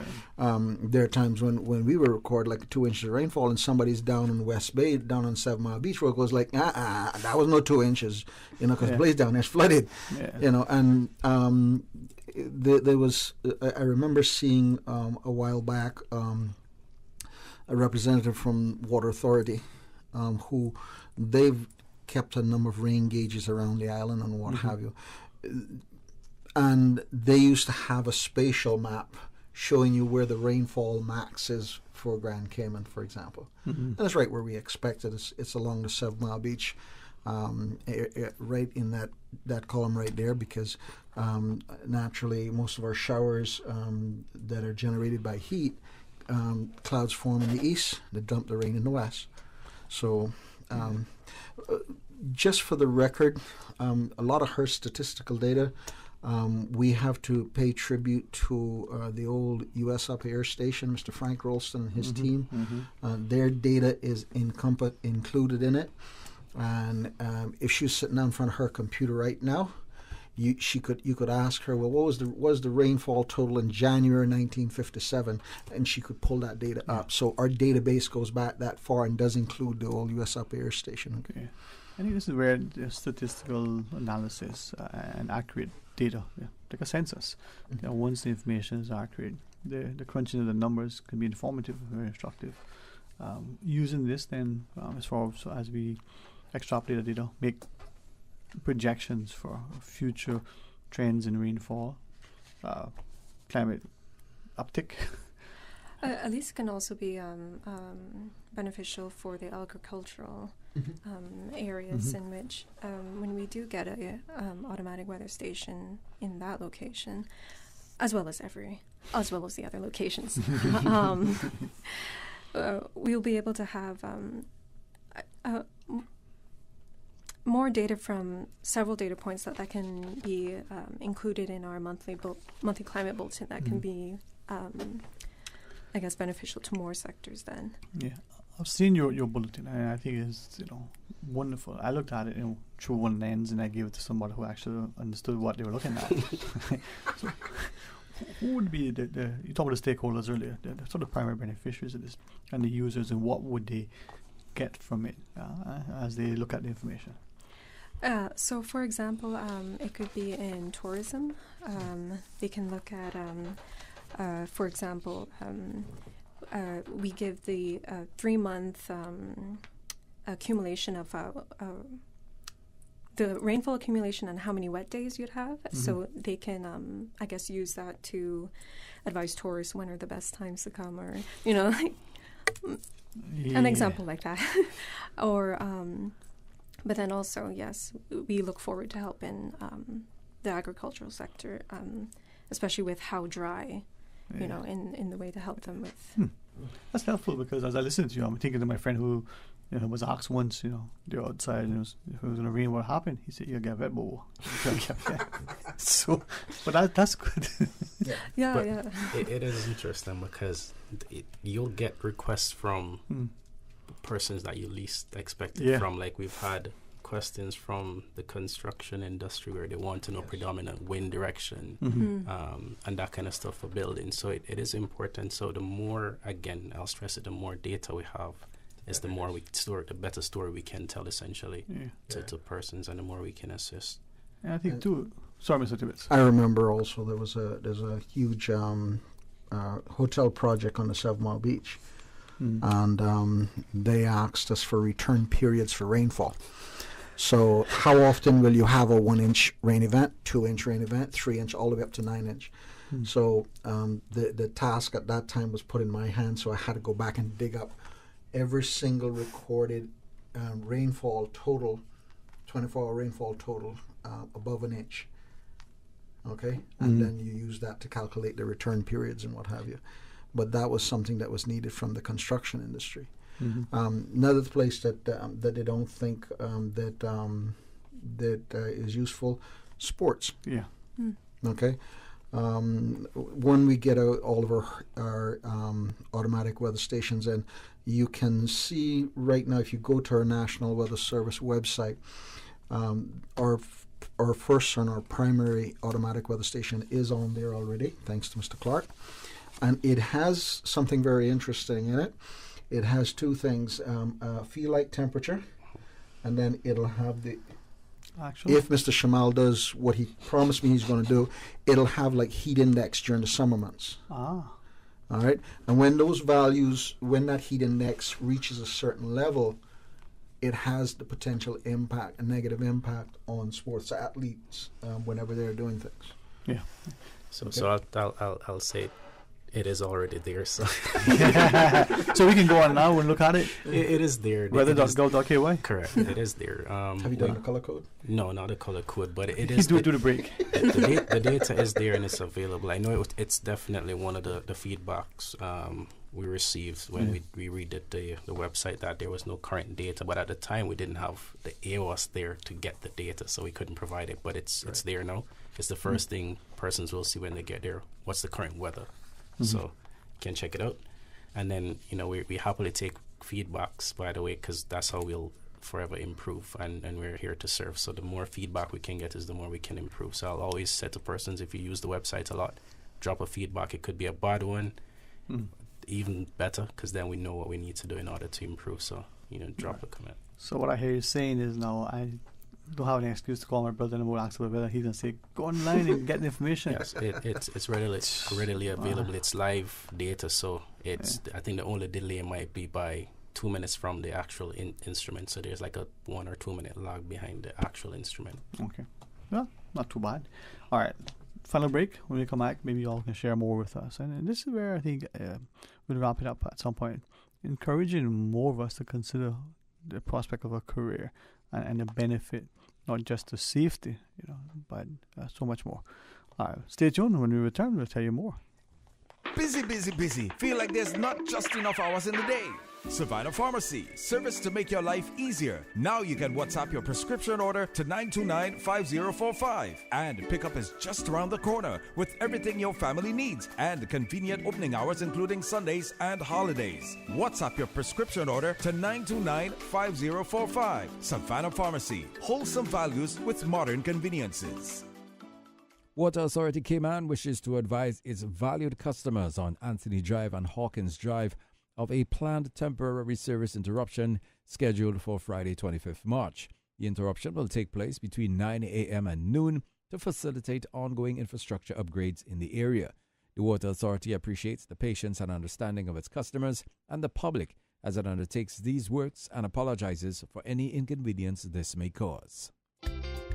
For medical lab services in Cayman, go straight to MedLab. For a full range of medical services, pleasant, clean and comfortable environment, no long lines and affordable fees, visit MedLab at the Smith Road Plaza. Open Monday to Friday, 8:30 a.m. to 5 p.m. and half day on Saturdays. Call 949-7331 to make your appointment. For medical lab services in Cayman, MedLab. Ask our professional team about the benefits of cutting-edge technology with MedLab's new state-of-the-art digital mammogram machine.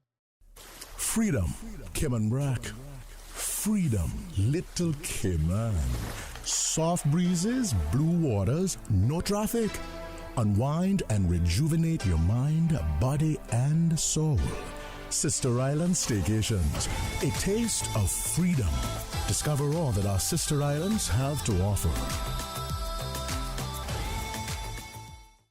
Attention parents and guardians. Any child who is 5 years old by 31st August must be enrolled in an approved educational program, including government, private, or homeschooling program. Registration for the 2022-23 academic year begins on 1st April. Applications received before 1st April will not be considered. Detailed students' registration guidelines and forms are available on the Department of Education Services website at www.schools.edu.ky or by emailing edu.registration@gov.ky.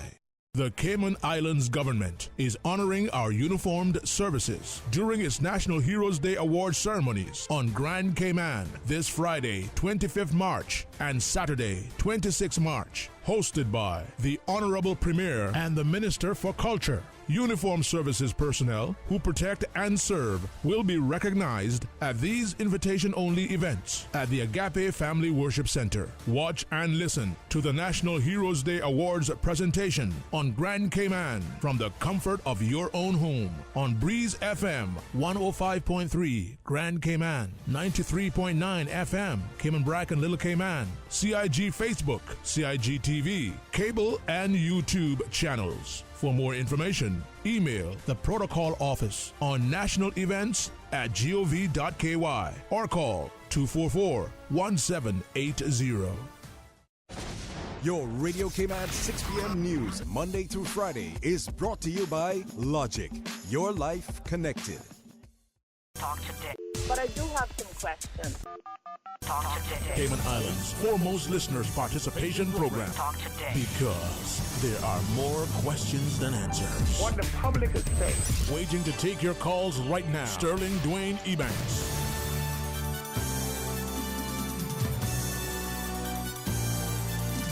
Hey, good afternoon, welcome back, and it's always a pleasure to welcome our friends from the Cayman Islands National Weather Service. And as we got the Director General, Mr. Don Tibbetts, to the forecasters, Mr. Shamal Clark and Ms. Kerry Forbes. I'm very, very grateful that you will share. And I think increasingly, today's Wednesday, and we've had discussions thus far, women in education, women in STEM-based education. We're focusing on so much. The more we have an informed society that's engaged, the more that we're able to have a sustainable society in terms of not just the physical resources, but the important things, our people. And giving us a perspective that weather affects us all in all ways, Mr. Tibbetts. It doesn't really matter. You complain that it's too hot or it's too rainy, whether you're a farmer or a fisherman, the weather affects us constantly. So this is great stuff. But let me ask though, with anything, there must be particular challenges, if that would be the best way. Are there things that, Mr. Clark? Yeah. So, if I may, in order to achieve this early warning and early action that we're trying to get to, and it's a mandate that I think we should set, and we have set, to be more specific, internally. We realize that there's significant challenges. And I think the main one I mentioned earlier, and that's staffing. So we can only stretch the ones that we have right now so far before they break, I think. But I think they do a pretty good job. I think the team does well every year, especially during the hurricane season, in order to pull off what we do. A lot of persons using the equipment might think otherwise, but to think of a staff of 5 forecasters, pulling 24-hour shifts and that kind of stuff, it does take a lot out of us to essentially put together the forecast, design the templates that go out, do interviews, do briefings, and that kind of stuff. It does take a lot. So right now we don't have like a designated person to tackle individual task, and that's one of the big things. But while we're trying to do that, then you have an even bigger challenge, and that is misinformation that's out there in the public. And I must say, with the way technology has evolved, social media is now essentially the main, or one of the main ways that people get information. And everybody is an expert now, so there's a lot of information floating around there, and because of that, persons tend to gravitate to what they can see first. And something that's exciting a lot of times. Oh, this looks exciting. It looks sweet. What does this mean? Oh, storm is coming. This is going to affect us. Why isn't the National Weather Service saying something about it? Well, maybe because we think otherwise, or maybe because we have to be patient with the data that we have. We have to then take the information. So on that point, one of the things that I don't think some of the persons that are putting the information out there are being honest about. So when the weather models essentially say what's happening for the Cayman Islands, that's not gospel for us, because the weather models actually can't pick up any of the islands. We're too small. So it's just a blank. If you look at some of them, there's not even a space for the islands. There's nothing on it. Some might put a dot there, but they can't resolve the Cayman Islands, so we don't get actual figures sometimes for them. So what we have to do is, if we run models internally, then we can customize them for us, as well as then we can take the general models or the global models that are being used, and then we can translate that information for what it means for us locally, and then we pass it on to the users, and that's the big thing. So when persons go out there and grab information from other sources, you're essentially taking that information and then using it, but then we might think otherwise, and then we end up with a situation where if it's wrong, they say, well, the National Weather Service didn't know what they were doing.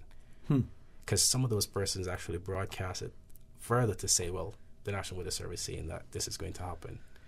Yeah. So, and then some persons just misinterpret it as it coming from us at times, or, we probably don't know what we're doing, and we end up trying to compete against that. And, my advice to persons is just to use our information.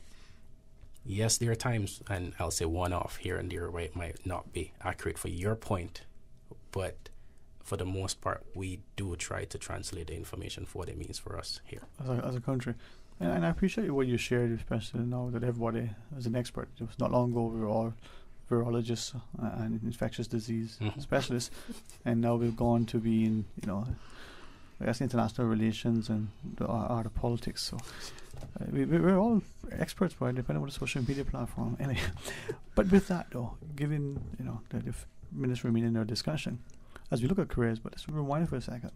Cayman is physically on the map of a very small space, and if you, as you shared, the modelers can't get that level of can't get that level of data right now. No. So what would help us to get there?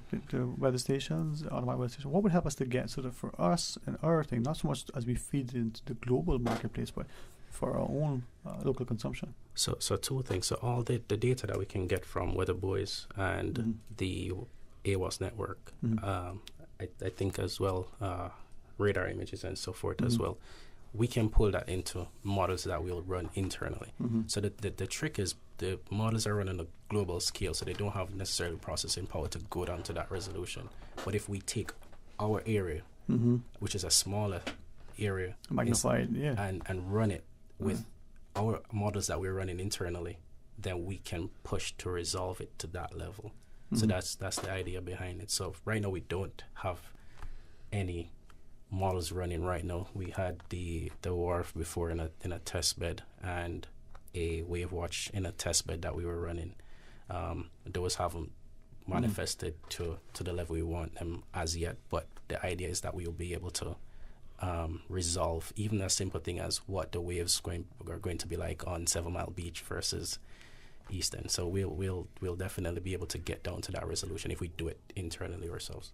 Mr. Tibbetts always thinking, what do we need and how long will it take? And it's part of that life where I'm reminded, it's not a spreadsheet, but we need to have objectives. We need to be able to have a timeline and these goals, as it were, for the achievement. But more than anything else, I think we need the bright minds of the staff.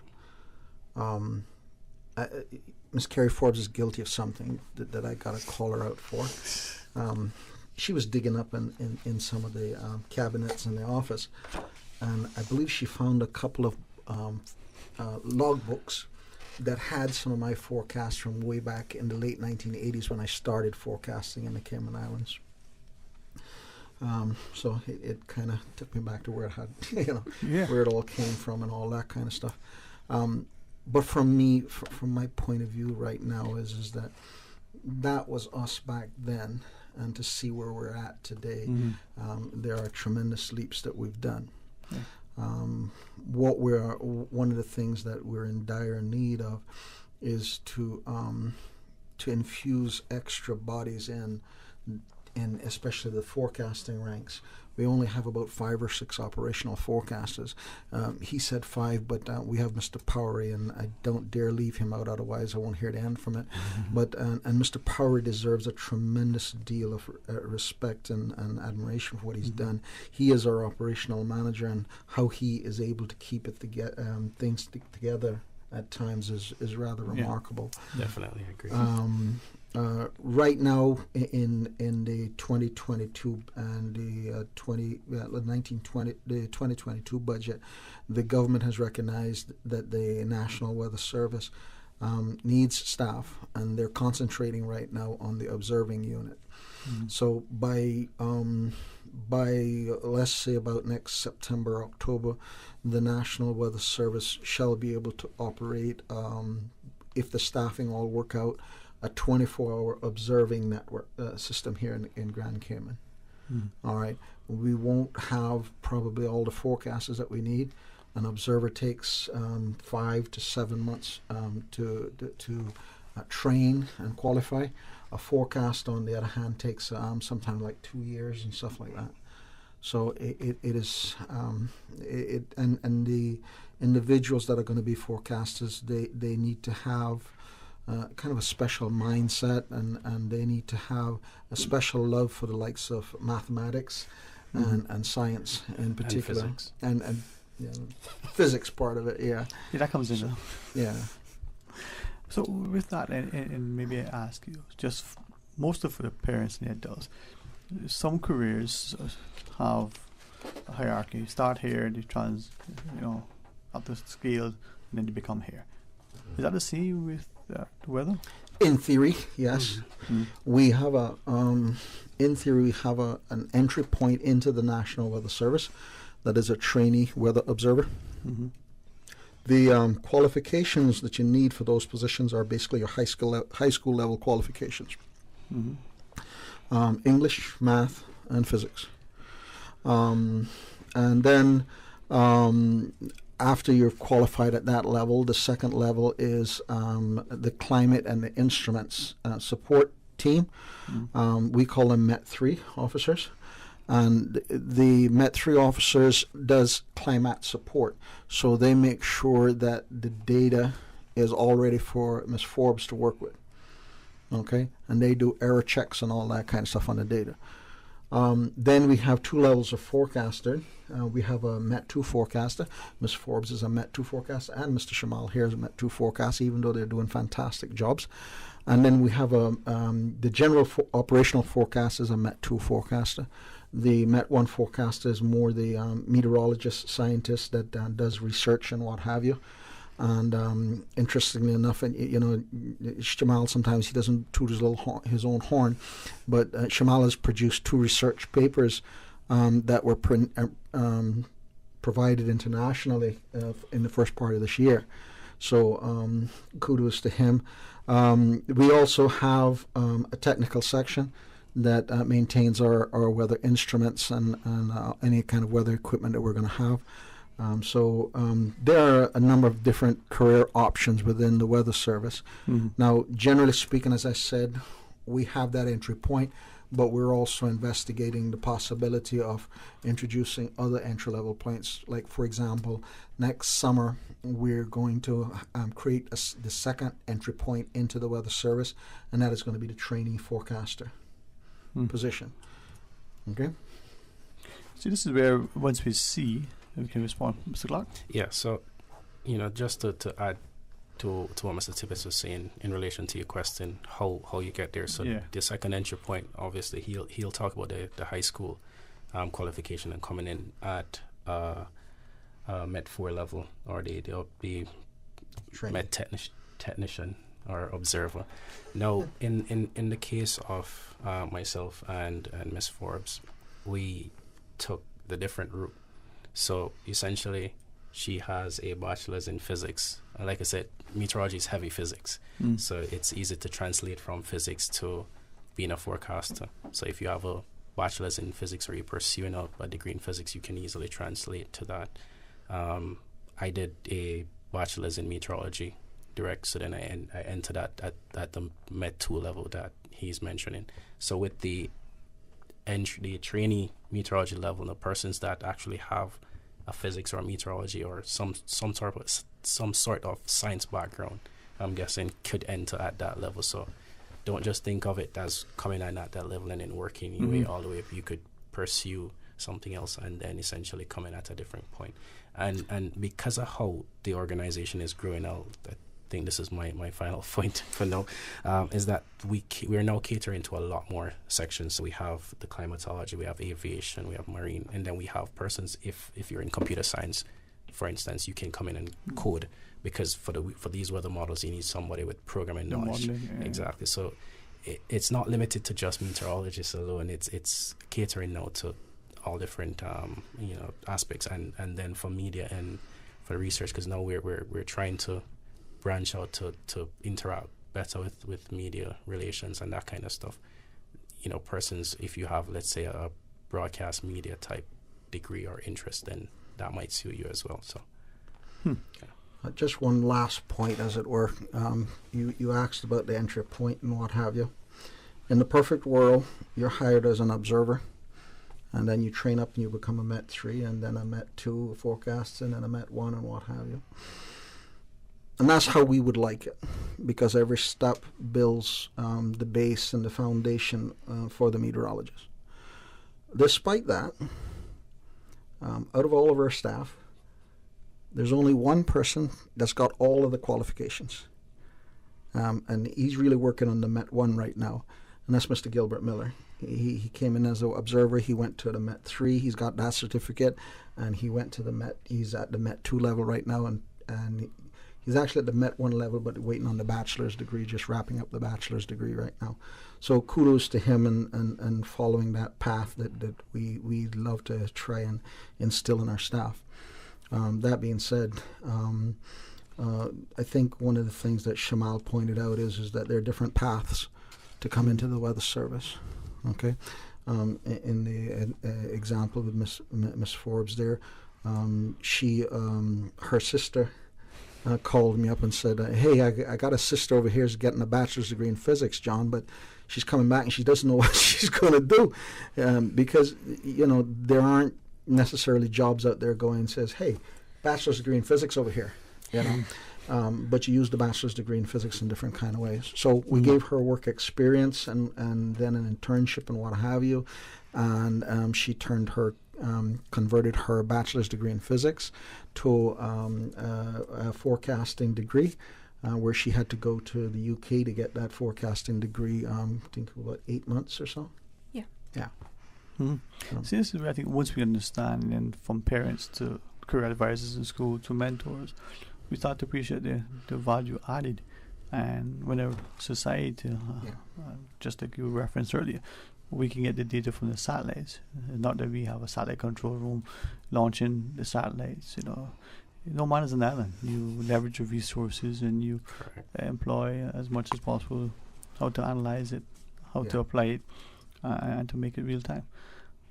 Ms. Forbes, any closing thoughts you may want to leave with our listeners? Anything you want to share as we leave? I mean, we're certainly very appreciative of you being here, and it's remarkable the work that you and your colleagues are doing. Yeah. But thanks very much, Mom. It's gonna, it's going to be amazing. So thank you, Mr. Clark, as well, and Mr. Tibbetts. Always a pleasure, sir. Yeah. Looking forward to having you guys back in the future, very near future. What I like is that I get to come on with these two young brains here. Yes. And you can see the meteorology, culture, and science, and all that flowing out from both of them. All right. Just that Miss Forbes talks too much. Yeah. I can't keep her quiet. I'm so sorry. All right. Well, you guys enjoy your afternoon. Right? Thanks very much. And as we celebrate World Meteorological Day, we start to appreciate that, that interest that our child may have today. There's a meaningful career and a wonderful positive impact on making and positioning our society. Our planes and our boats sometimes won't be able to go out and do with a sense of safety if the information wasn't accurate and timely. But two, like the gardener who's in the backyard wants to know certain things. To the construction entity that wants to avail itself of that information, we have it available to us. So thank you all.